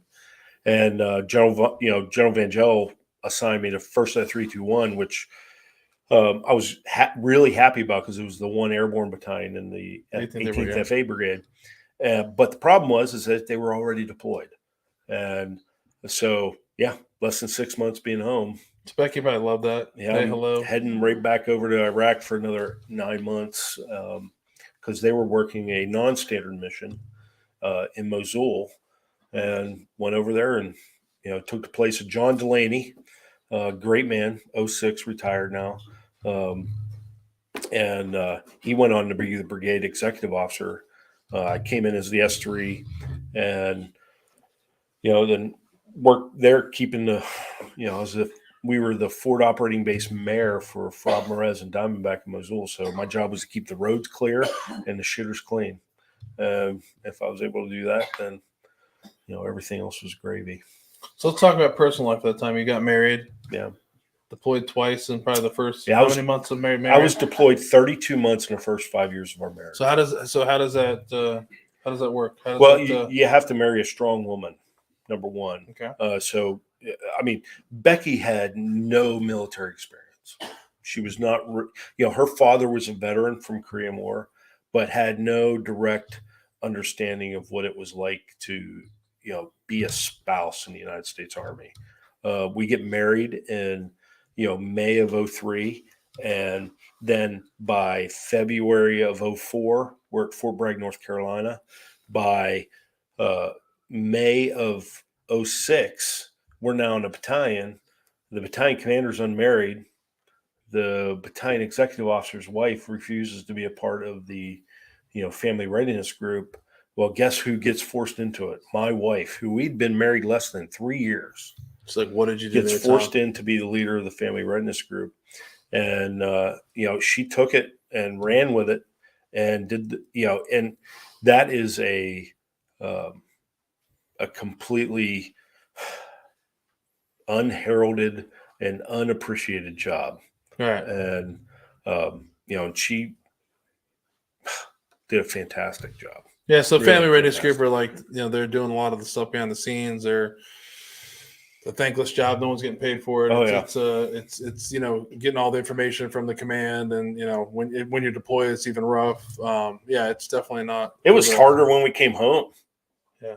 Because I was XO. When we came home, I got moved to battalion executive officer. The only time we fought was over the family readiness group. So interesting. So that seems like, a lot of no kids, not to get personal, more talk about it. So that is one of the unique things about you, I think, right? Well, I think it's okay to talk about it. It's part of our life. Yeah, the married. But I think that one of the things that always is I always one of the things I'm most proud of my wife on is that now this happened after Fort Bragg, but my wife was diagnosed with uterine cancer, and the deal for that is you have to do man. Yeah, and and the way she accepted it and attacked the disease, and and kept your ass out of trouble. Absolutely. I mean, Jesus. I mean, she just looked over me. Right. I mean, she's like, what she has gone through in her life, and puts what I've done in pales in comparison. So, well, somebody thanked me today. Like we make a joke about thank you for your service, and I'm always like, you should always absolutely be thanking the spouses, the children, and that's the whole idea. Is I didn't mean to bring up a bad topic or it's not a bad topic. It's about who we are. Very interesting. Yeah, and that's why I started this thing to talk about. Everybody's different. There's someone that's going through that same struggle. That doesn't mean you can't have a successful marriage. That doesn't mean it is what it is. I mean, probably got a lot more money. That's why you're able to retire earlier. Now I know how it's going on. I got my kids still weighing me down. No, it's fine. No, but at this point, I think the thing is, I always say, the spouses are. It's very interesting. Mine was different. I left. I was married, but I left a kid. I left my kids in the same way, and my wife. So I think, not to be, God, it's awful to say, but. I don't know whether I feel more guilty about leaving my kids or my wife during those time frames. It depends on it, and it leans more to my kids, I think, sometimes because because our wives were so they were strong. Most military spouses are strong. They know what they're doing. The kids are innocent. They don't know. And your wife understands. Yeah, they know. But so it's your children don't. I feel bad both ways. That's my duty at the time. But I am learning. We had, we've had a mental health professional on. That's in the past. We can't focus on the past, right? We got to be better at, focus on the future and being a good dad and good husband and things like that. But she should get a medal for putting up with you during kind of stuff. You have no idea. Oh, I do. I'm a Norwich grad, so it's fine. It's almost the same thing. So that's cool. So then another deployment. So you after 2006, you still go back. You're still at Bragg after that deployment. You stayed at Bragg for a little while. We get home, and then I get moved to battalion executive officer. And we almost redeployed again less than a year later, because that was during the buildup or the surge. That's when the 325 from the 82nd got turned around in less than 6 months, from a 12-month deployment to a 15-month deployment less than 6 months later. We almost got sent over there. So we got home. We had to transition from being, so all of our firing batteries, all of our artillery batteries were off doing convoy security work for a year.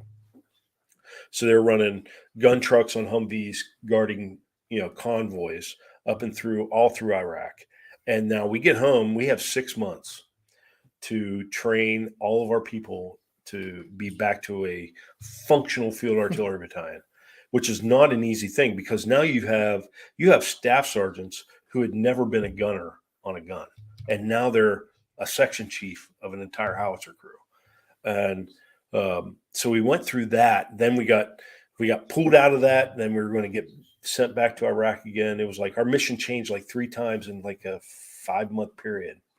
And so we finally get to the end of that. We're getting the battalion trained up. We're doing our first drop zone missions where we're dropping howitzers on a drop zone. We're shooting live rounds off the drop zone, which is a culminating event because that's a hard thing to do for any active duty unit.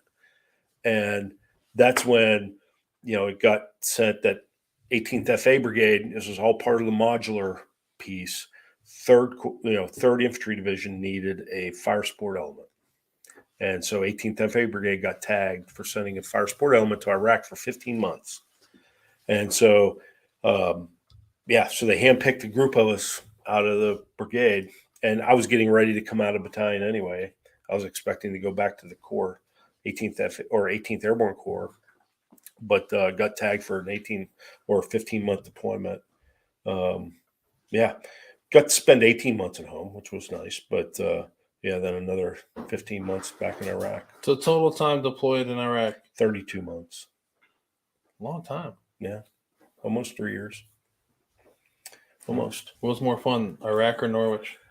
Oh, Norwich was way more fun. Yeah. It's almost the same thing. Norwich seemed like 20 years at the time. Then it seemed like it was like 20 It did. years. 4 years It was like, oh felt my like God, forever it's like there. time stood still. It's like, It I flies get the by fuck now. out of this place. And then like, I want to go back.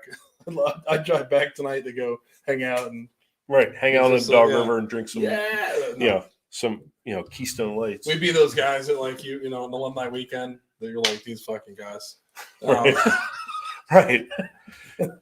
And that's the greatest. Like you never thought that would ever happen to you, but you feel like, oh yeah, when you go back to it's a circle. I went back for the bicentennial, which was awesome. And there's a great there's a tradition you when you're a freshman, you always see these upperclassmen on that parade ground drinking. And you're like, these fucking guys, look at them. Like there's a part of it you didn't like it at the time. You're like, don't they have any respect for this place? And then you're like, at the same time, you're like, God damn, someday that could be me. And then when you're doing it, you see them, you're like, and then when you fast forward and you're like, did I really fucking do that? Because there's no way. You know what I mean? Like, these kids should be out partying. What are you doing marching around? Like, I mean, it's just so it was, and then the interaction of talking to them, you feel old so quick. You know what I mean? You're talking to, we were there, and I laughed because you talked about it being harder and to get into. We were talking about one of my classmates was with me, Ryan Barnes, and we're talking to one of the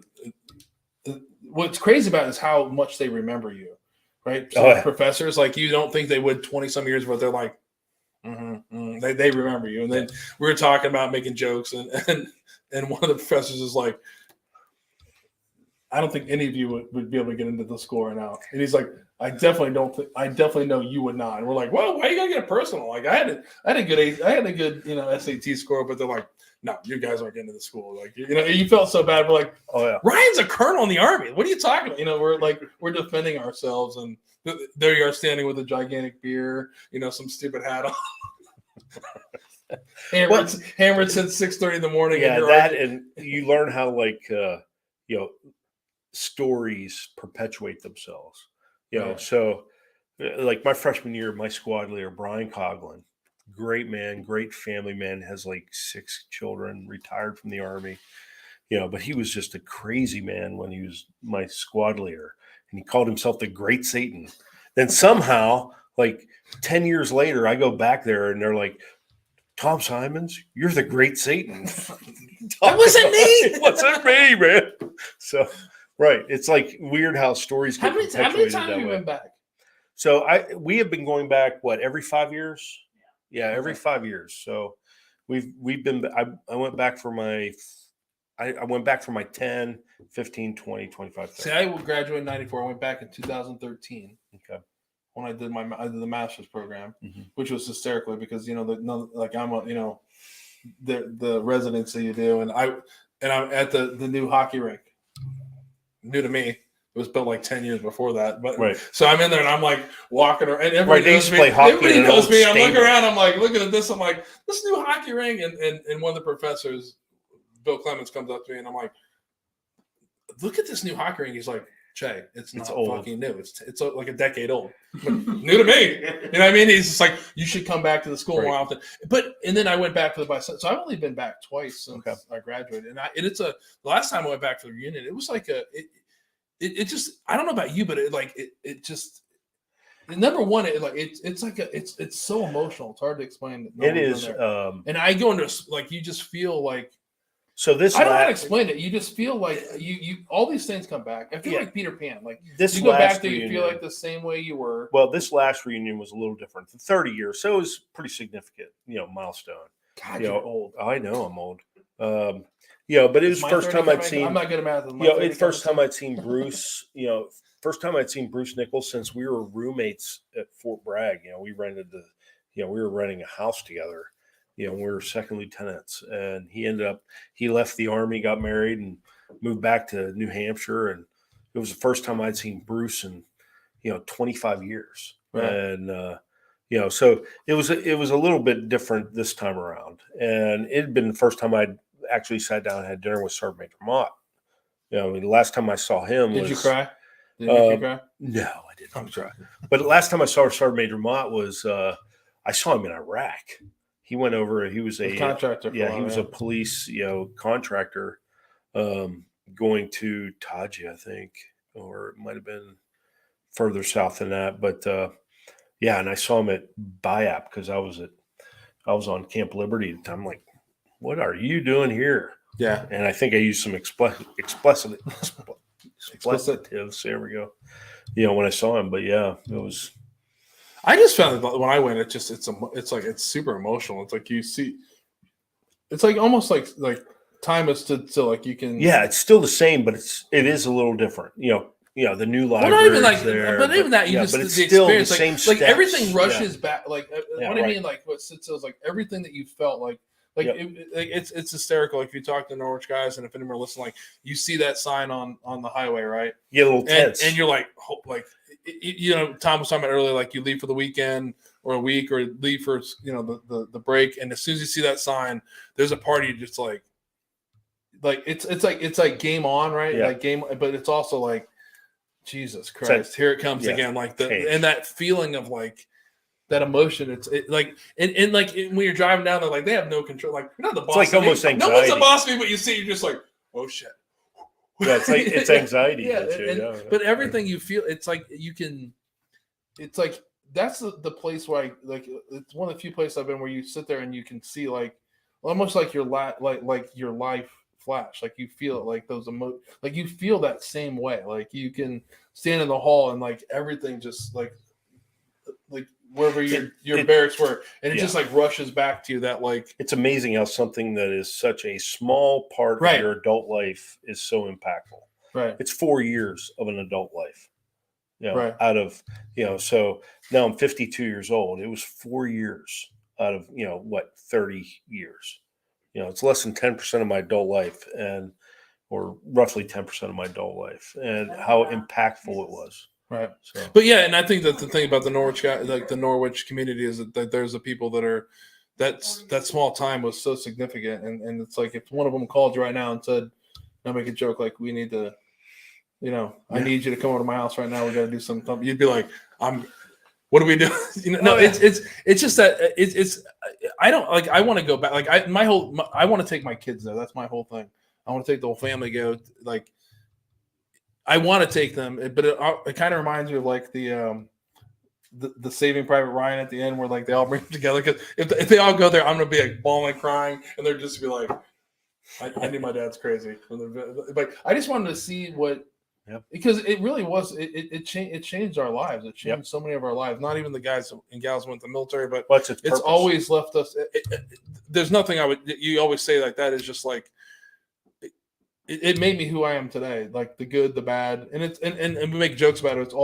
It's really the good. It's taught me some things of like way more good than bad. Yeah, like you think this is bad. Let me tell you about a bad day. Let me tell you about, and I think some of the time some of my biggest challenges were at school that 4 years. Even some of my military stuff, you look at it, the time we were going through was some very bad things that were happening to people. Like it was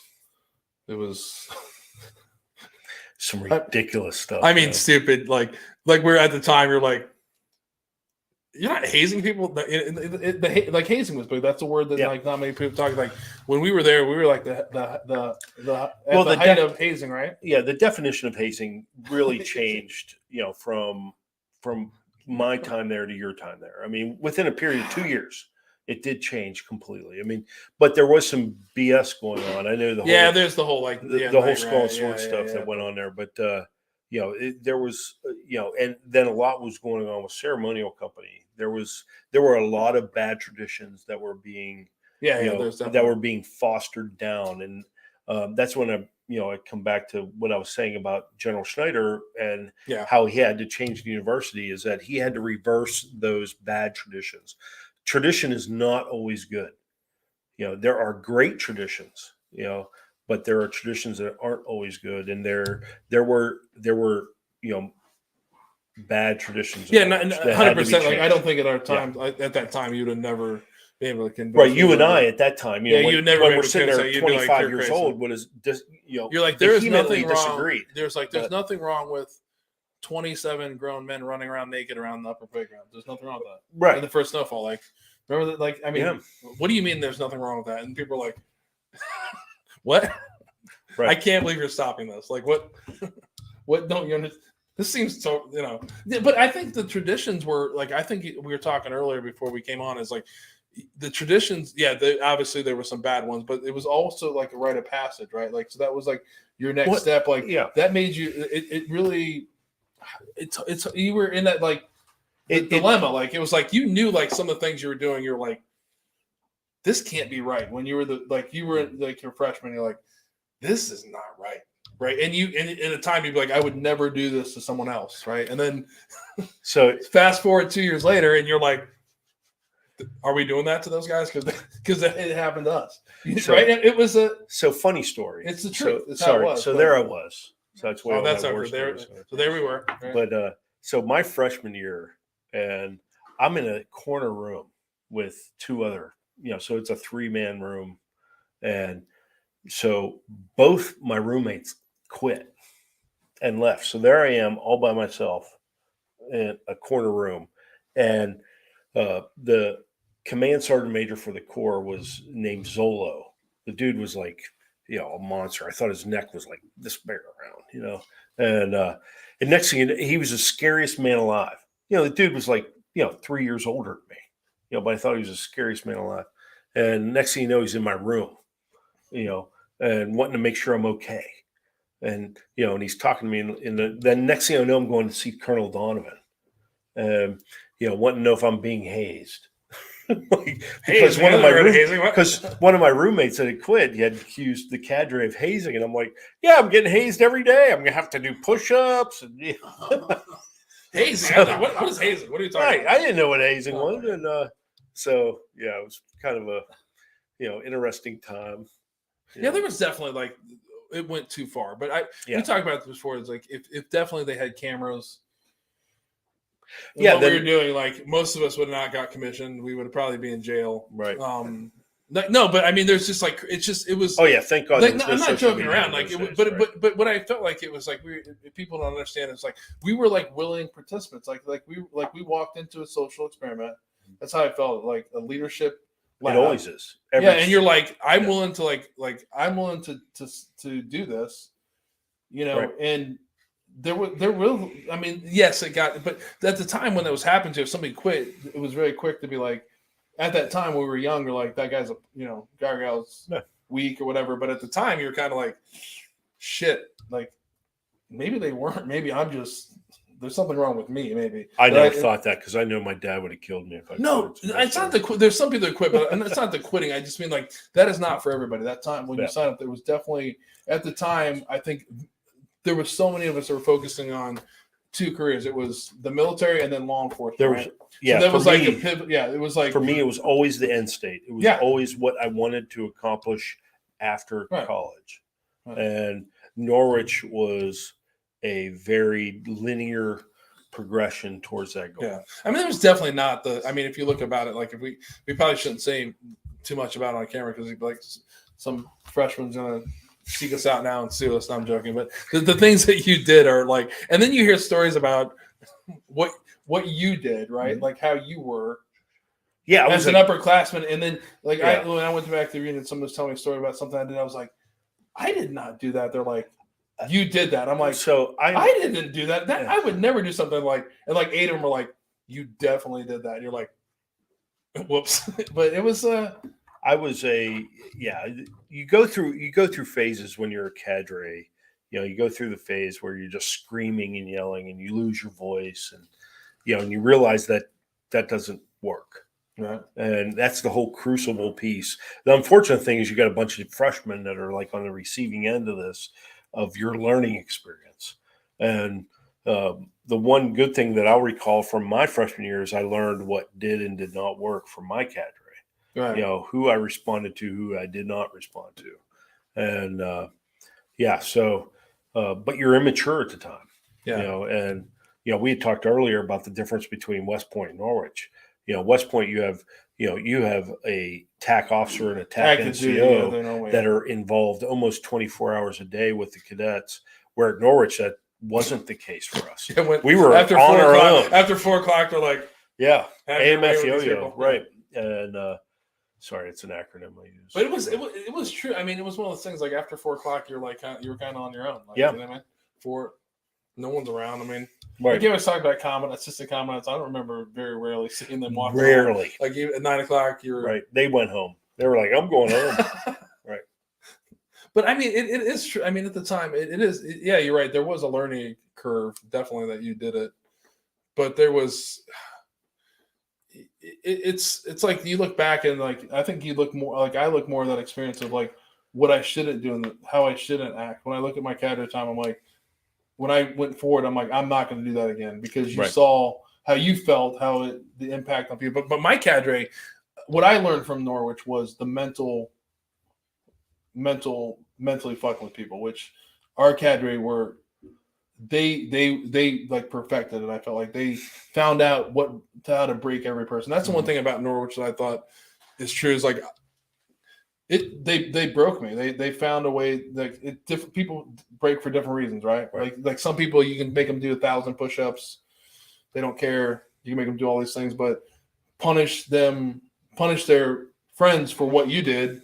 All of a sudden, that becomes a problem. Or like that person doesn't like to be singled out. There's all these things that like that's what I think in our like I always look back as our cadre were very good. They methodically literally picked us all, figured out that way to get. Each one of you to the word I call is humbled. Like I think that's what Norwich taught me about. We all got humbled. Yeah, like humbling is like very a strong. The one thing I will say about my cadre, and I'm very happy with how my freshman year went. We did. Really he's so positive about it. I'm like I can't say I was. I'm happy I went. I lost 35 pounds. But yeah, I mean, I swear a lot after that. I had an eating disorder. We did get broke down. We got broke's the kind of the wrong word. It was an exercise in becoming a family, right? They had to force all these strangers to end up working together. And that's, one of the good things about being on the drill team at the time is that you had the drill and ceremony. And the drill and ceremony, you learn very quickly in the drill team how important that is in military function.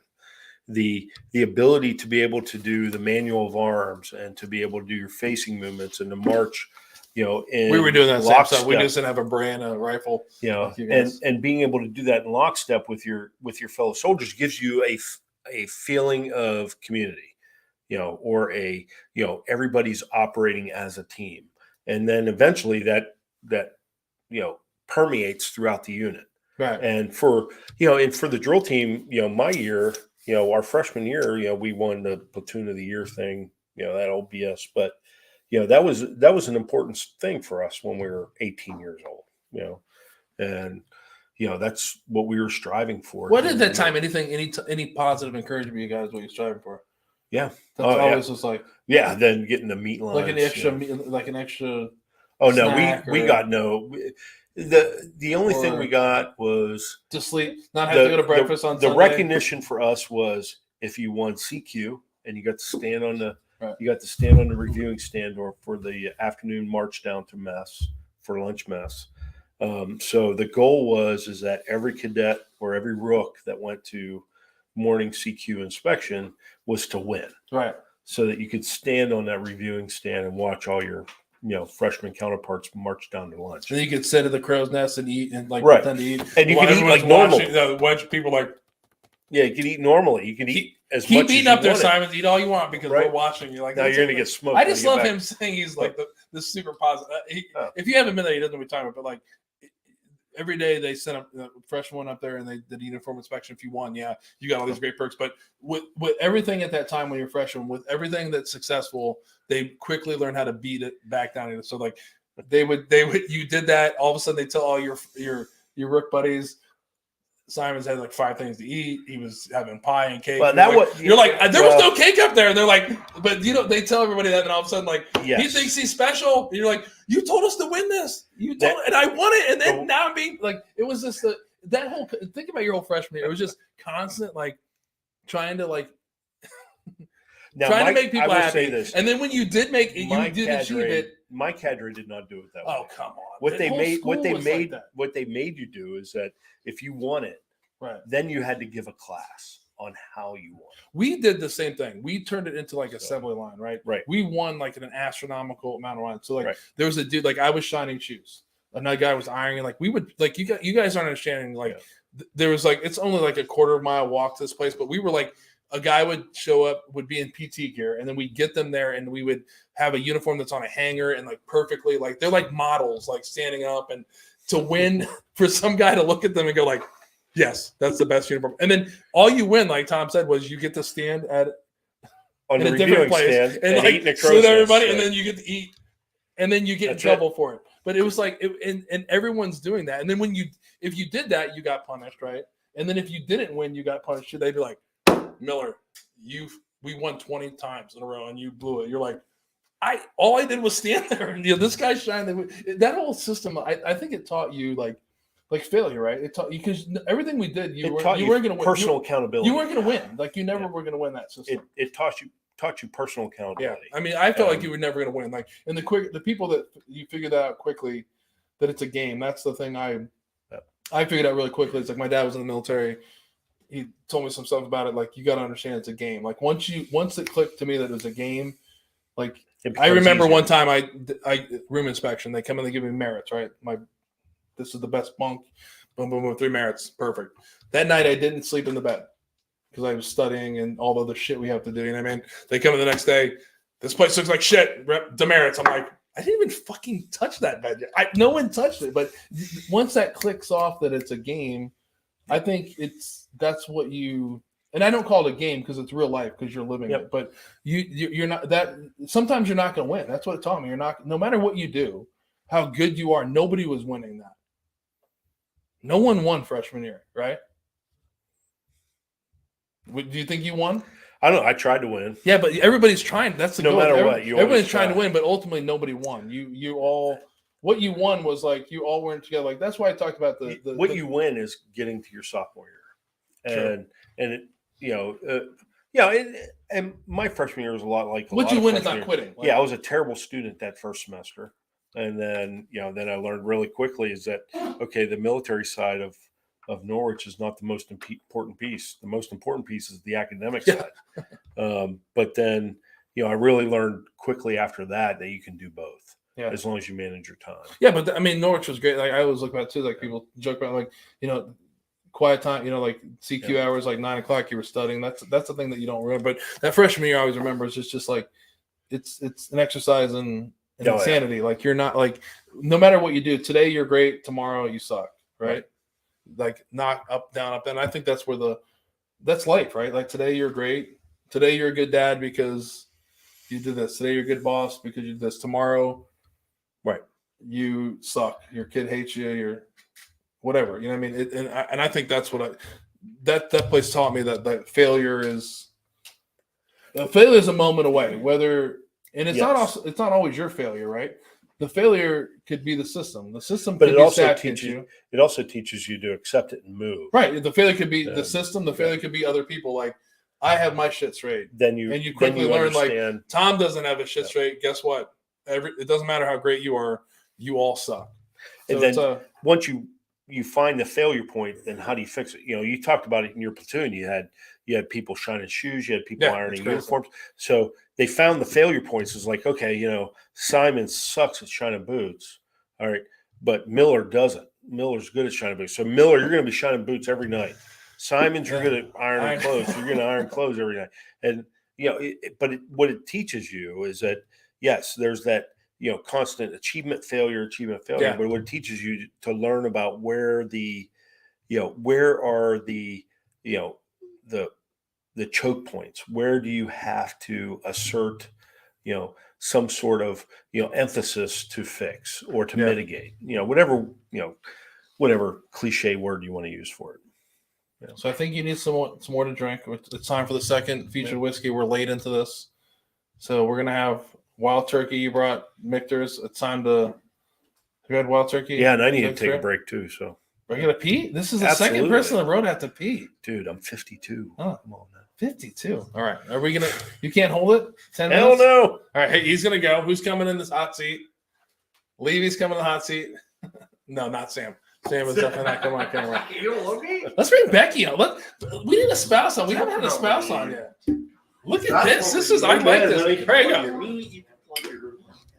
Becky's gonna drink some Wild Turkey. No, I'm good. Oh, they're kissing off screen. Look at this. I can't believe she's getting on. This is awesome. It's our second spouse, but hello. Hi.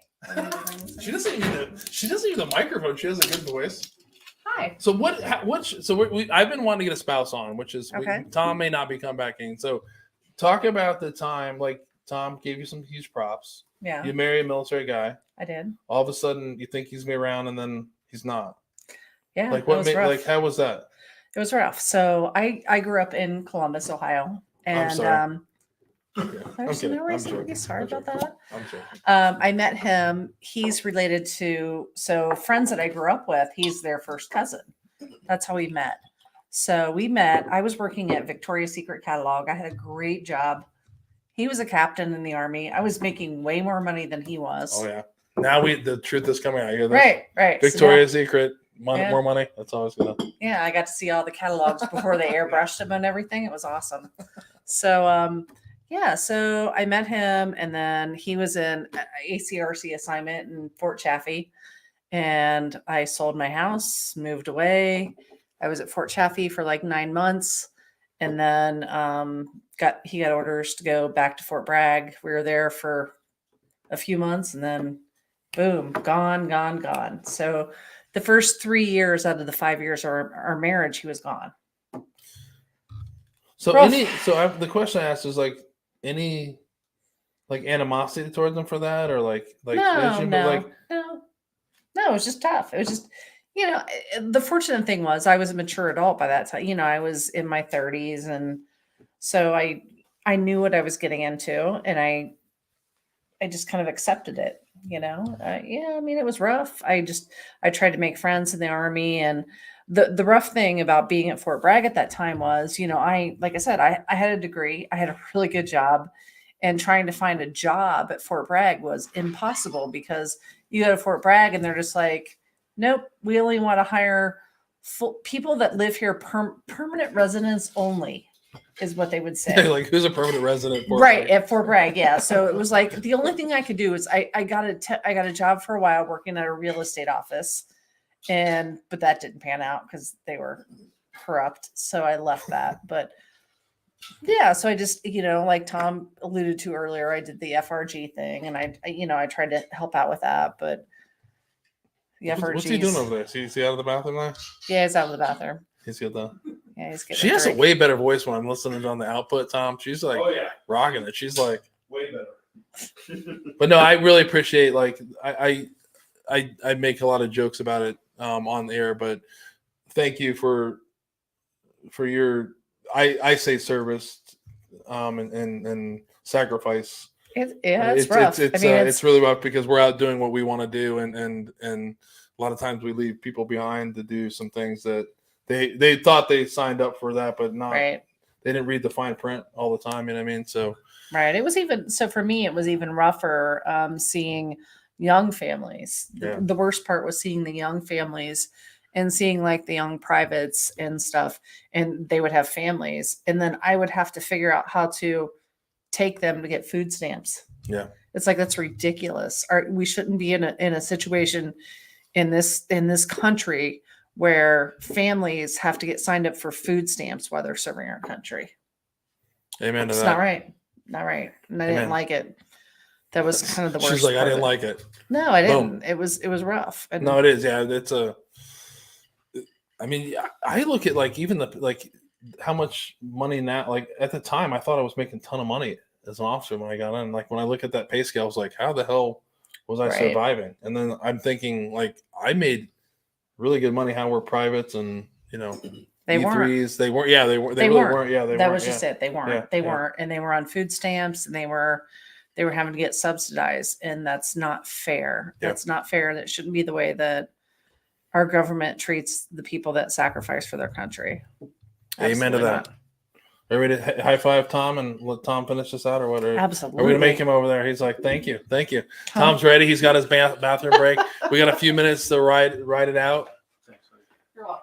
These old timers, I tell you, what are you gonna do with 50-year-old guys? I mean, come on. Hey, You're the second guy to have the pee break. I mean, it's interesting. Good though, man. He's got. What are you drinking now? You jumped ahead. I put some bullet in it. He switched out. So let's talk about. We got to throw in the second featured whiskey. This is the latest we've ever done it. I poured some Wild Turkey Spirit, the Kentucky Spirit barrel proof single barrel. We've talked about Wild Turkey before. Wild Turkey is one of the pretty well. I mean, if you haven't heard of Wild Turkey in your whiskey, you're kind of off. But Wild Turkey is one of the meccas, right? It's Yep. Lawrenceburg, Out of Lexington. Kentucky. Yep. Lawrenceburg, Outside of yeah. Lexington. Yeah. Wild Turkey brand, it's said to have risen with Austin Nichols when an Austin Nichols executive took a bottle of bourbon down to a hunting trip in the 1940s, and they really enjoyed it. And the next time they came there, they said, we really love that Wild Turkey bourbon, and that's kind of what stuck in. And that's when about 1942, that's when the name stuck, and it's actually home to Hall of Fame master distiller Jimmy Russell, he's been there for over 65 years, I think now, and it's the longest tenured active master distiller in the world. So if you're in bourbon country, definitely swing by Wild Turkey. He's out there, not as much as he used to, but it's definitely worth going out of your way to be able to meet him. He's a living legend. His son Eddie is also master distiller, and now his grandson Bruce is pretty involved in the program here. So they're doing some renovations there. So Becky and I were just down. Yep. We were at the Kentucky 82nd Airborne Division reunion in Lexington, and we stopped by the. Yeah, thanks for inviting me. I appreciate that. Yeah, you're welcome. Down by the. Down by the river in the band. They are redoing the visitor center. Yeah. So the visitor center is closed right now. They do have an alternate spot. It's much smaller, but. You can still get a drink. And it's Porta John. The Porta Johns are interesting if you're trying to flush them. Right. If you're looking, the flush is on the bottom. The other day I was there trying to find that. It's like I was the only person, but it's on the bottom of the bowl. But no, but while the Southern Wild Turkey was purchased in 1980 by Pernod Ricard, and then actually in 2019 was bought by the Campari Group, which still runs it now. The Kentucky Spirit was released in 1994. It's said to be this. We talked a couple weeks ago about Blanton's. This is supposedly the second single barrel offering after Blanton's. The barrels are still now selected by Jimmy and Eddie and Bruce, and a lot of these are offered in the private barrel selections. But these are definitely selected by the Russells to be part of that program. The Kentucky Spirit single barrel bourbon is 101 proof. Which, if you know Wild Turkey 101, it's been around for a long time. It's non-age stated. The websites and a lot of places you talk about, they say it's at least 8 years old. The mash bill is the typical Wild Turkey mash bill, which is 25% or 75% corn, 13% rye, and 12% malted barley. So I can't believe you didn't wait for that. You jumped over to Bullet, huh? It was sitting over Yeah, you had to take the pee break. So, Yeah. So now you had a long career, 22 years in the military. Yeah. Okay. Civilian world. Do you want to talk anything about your civilian jobs? He's like, not really. It's kind of. Yeah, it's kind of lackluster. I mean, it's a warriors coming back to try and be a civilian. So the one I was Typical interested in story. was like, what was the job? I look at it now. I'm trying to find it here. The American Legion Department of Ohio. What were you doing there? I thought that was you see American Legion. Yeah, so when we got back, we got active in the American Legion, which is a it's an C-19, veterans organization, veteran service organization. At the time, the state adjutant, who is basically the chief administrative officer or the chief executive officer of the state organization, was retiring. So they had an interview process, and I was selected, and got to be the department adjutant for 2 years, a paid position. Realized it wasn't all it was cracked up to be, and wasn't something that I really wanted to do. The pressure, there was a lot of pressure with that job, but a great organization. The American Legion, I'm still a member of it to this day. It is old. It has a fantastic history if you ever want to learn about it. American Legion baseball. That's what I remember. Most people know. There's more to it than just that, but that's what I'm saying. That's what is like from my growing Absolutely. up. That was huge. Like travel baseball, like it was American Legion. That was the peak to play, and that was like travel baseball at the time. Yeah, so it wasn't really for me.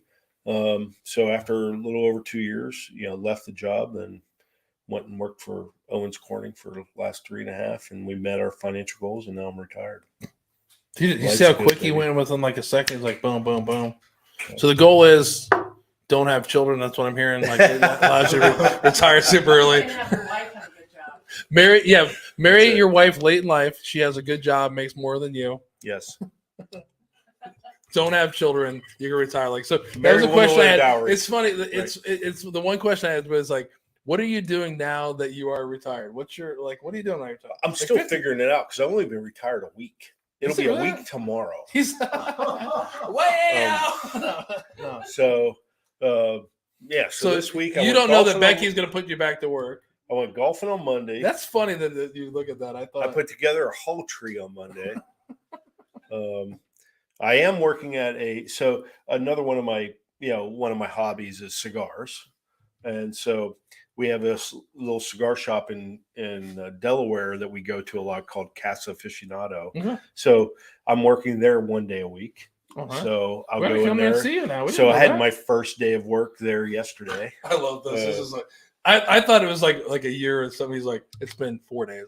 I've been retired for 17 hours officially. No, that's great. Yeah. So there's the thing we're working on now. We're gonna travel quite a bit. We've got a nice vacation going to Gatlinburg in May. We have a trip going to Vermont, for alumni weekend coming up, and we just got open weekends that we're going to be working on. Exactly what my day looks like, I have no idea. That's the goal, right? Just kind of working it out right now. There's going to be a lot of golf involved.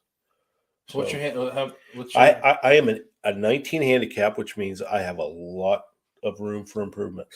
The 19's man. A lot of improvement. If you talk to Sam over there, he'll tell you he's a 3, depending on the day. No. Whatever over there. 9 right now. No, he's like, I'm solid 9. All right, then we need to golf together because I need help.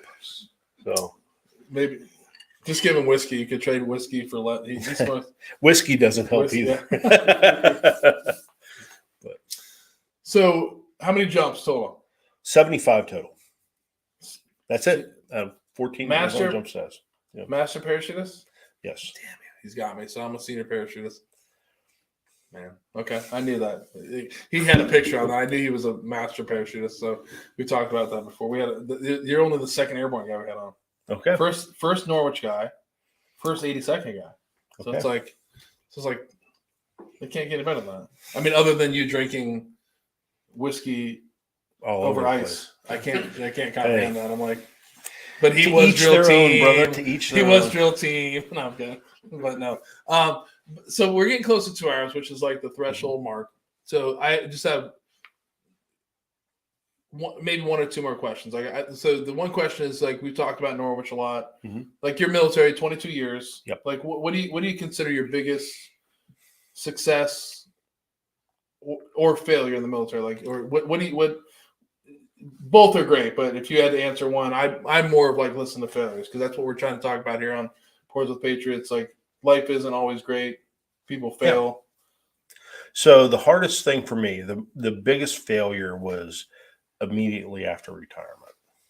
So, the Army came relatively easy. It was like, you had the job, do the job. We're training Right. for it.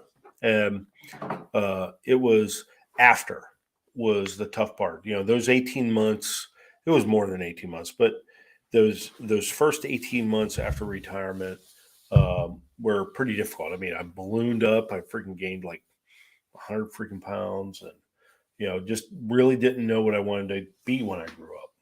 Because I had done what I wanted to be when I grew up.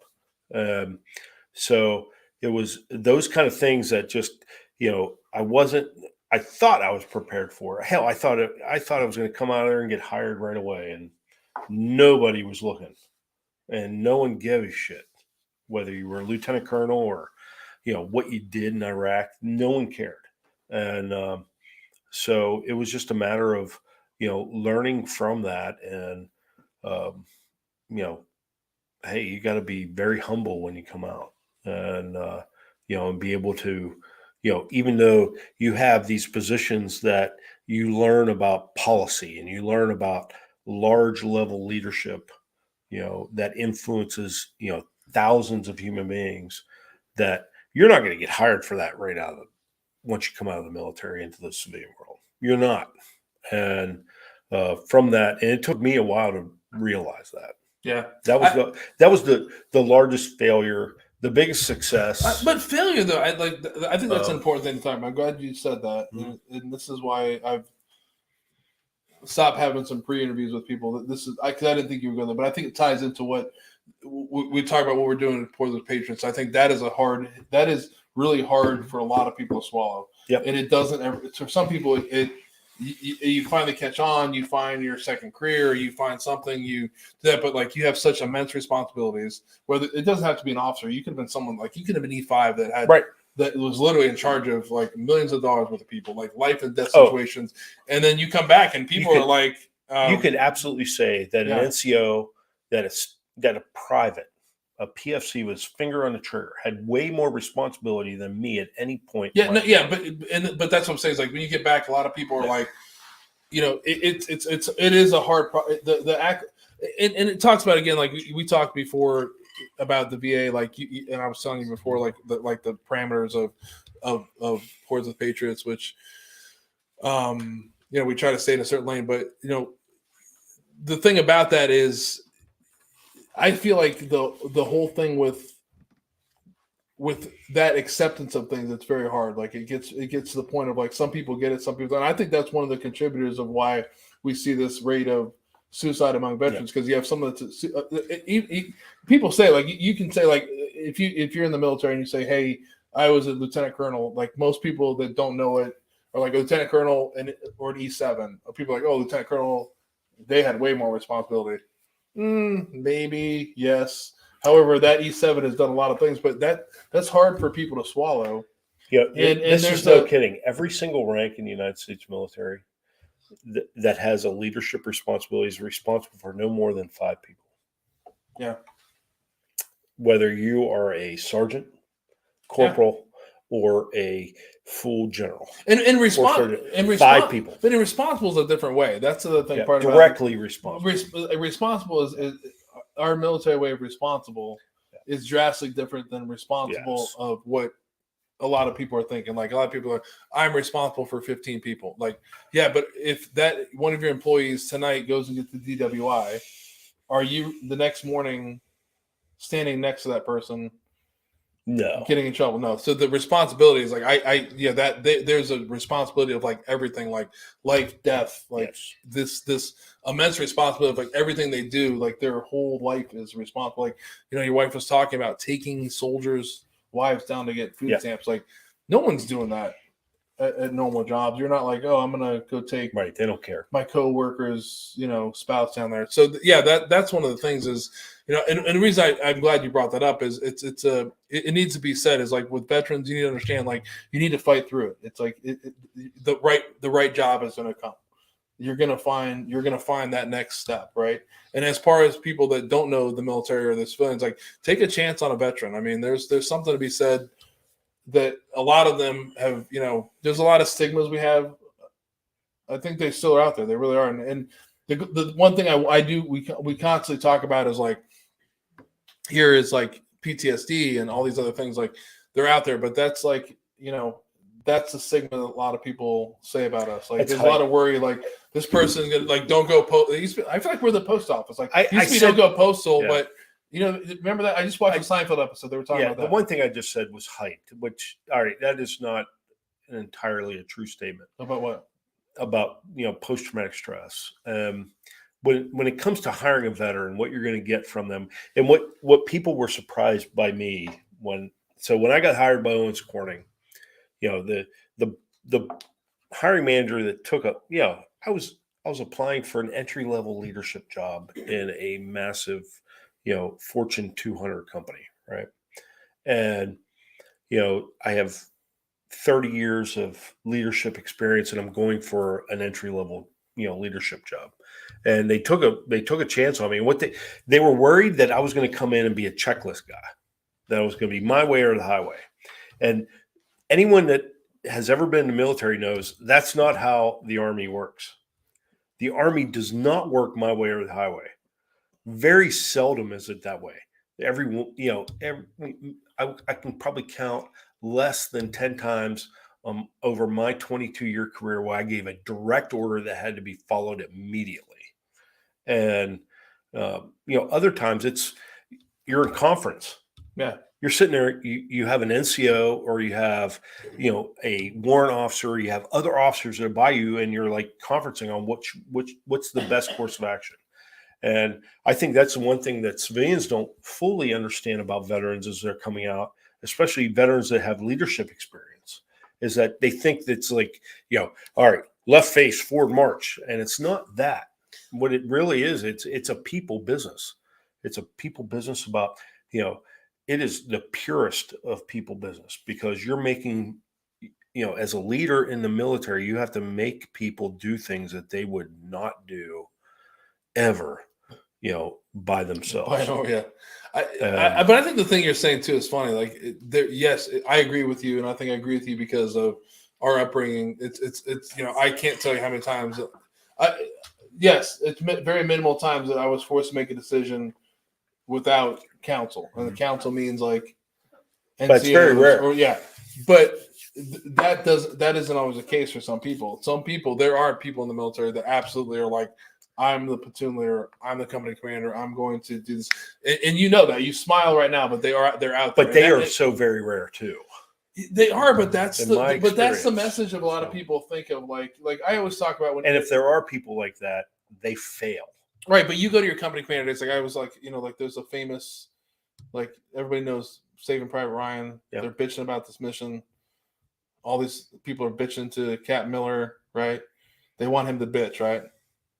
And he says that famous thing, I only bitch, I only complain up, which is normal how the successful was. Like, I used to be really frustrated when I come back and be like, hey, everybody, here's what we're doing. And they'd be like, oh, Jesus Christ, have you thought about this? Have you thought about it? And I'm like, no, I just was in this position. I don't know any of these things, but I've already complained to everybody. This is what we have to do now. Let's get together and figure out how to do this, because we don't have – there is in my way or the highway. It is there. Sometimes you are forced to do – you have to execute a mission. How you execute the mission isn't always dictated. It's a better way to say it, right? What you have to do is how it is. Yes, right. And that's the one thing you learn at Fort Bragg very quickly is you don't tell anyone how to do something. You just tell them what needs to be done and then figure it out. But yeah, there is that thing. And I think that's the thing is like with the military. Yeah, we are like, there's a teamwork and we always are trying to promote, and it's more of the message of other veterans that are listening, or if you know a veteran that's struggling, you absolutely, you have to find your next step. I mean, there's a company that's going to appreciate you. It does take the time. And I often look back at my career and like the highlight of your life. And like, there's a point of like, we're making a joke of like, at a drop zone at 1:00 in the morning, covered in camouflage sweat, you've been waiting 7 hours. Like you feel like you've reached the culmination of your life, right? It doesn't get any better than that. But when I look back and I'm like, that was great, but that's not the most successful thing I've done in my life. And that's the thing is like the military, it's an extreme high. It's an extreme high and extreme low, right? Like that's why the military, it's like a high and low. And like those peaks that we consider to be high, you can achieve those highs, being a teacher, being a coach. We've had some people that have been on, like there's ways that you got to find that way to get to that next level of where you feel good about yourself, you know what I mean? Agree. Or you can have impact on someone, that's and we can. We're like I still say this, like the military people, like anybody in the military, like we are the ultimate team players, really. Like a lot of them, we're really some of the most non-rule follower people you've ever met. Right? If you really think about it, we don't like rules. I don't like anyone telling me what to fucking do. Like, especially now, no one can tell me what to do except for certain people. That, you know what I mean? But at the time, you understood we can put that aside for the common goal of the mission, right, of a shared mission. Yeah, that's one thing. Goal, that's one thing I have learned, after leaving the military is that sacrifice for the common good, doesn't matter outside the Army. It doesn't matter because any company will take you to sacrifice for the common good, but they don't care. I think there's a different. I've been out now for a long time. I'm like, I've been in corporate America more than I was in the military, so I do know what you're saying. Like everyone has different goals, right? Like we were in a time of our military school time. There was a common goal. We all did this thing. Like we were all trying to achieve the same thing. And then the military, you do have a common goal. And a lot of people come to that, but like when you get out, like you could, your boss has very different views, and then like you may be really focused on taking care of the customer. Your boss is more worried about doing it the cheapest they can because that equates to them getting a bigger bonus. So that's our thing. You just have to kind of adjust your mind, and that's the thing I always tell the military is to be always flexible. I still to this day will say that all veterans, we're able to really, we're like chameleons. We can be adjustable. We can change things. And the ability for a veteran to go into a company and adjust to what is needed. So first off, you have to understand what you're getting. You're getting someone that has initiative. You're getting someone that is going to show up for work. You're going to getting someone that has the internal discipline to do those things. I mean, you just show up for work 90% of the time. I mean, that is the on time. Biggest problem that I had was people showing up. People are shaking their head behind, like showing up every day on time. That's a huge goal. Josh is pointing himself. He's like, and you're there and you're dependable. Yeah. And then you take initiative. That's everything that the military teaches. Yeah. And I'm more of like reading the message of like, I'm not trying to reach, Owens Corning or BSF or, Chase Bank to say, you definitely have to put, that's the thing. But I'm more trying to focus on the veteran is like, you have to find that. You have to find that the place is going to find. You have to find where you fit in, and we do fit in. It takes some time. It takes people longer, but there is a place to fit in.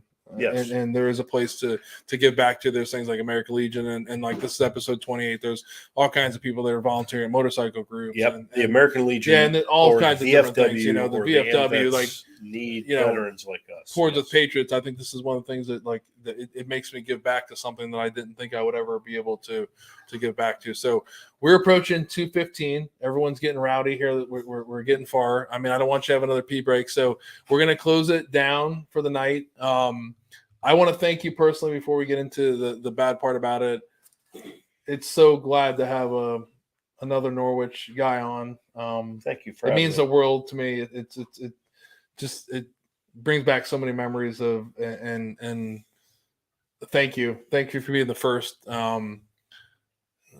It's just super special. So, and then obviously, to be the first 82nd guy, all joking aside, but the Norwich thing is super important. And thanks for being flexible. I know it changed your schedule, but I don't feel so bad now that you're retired.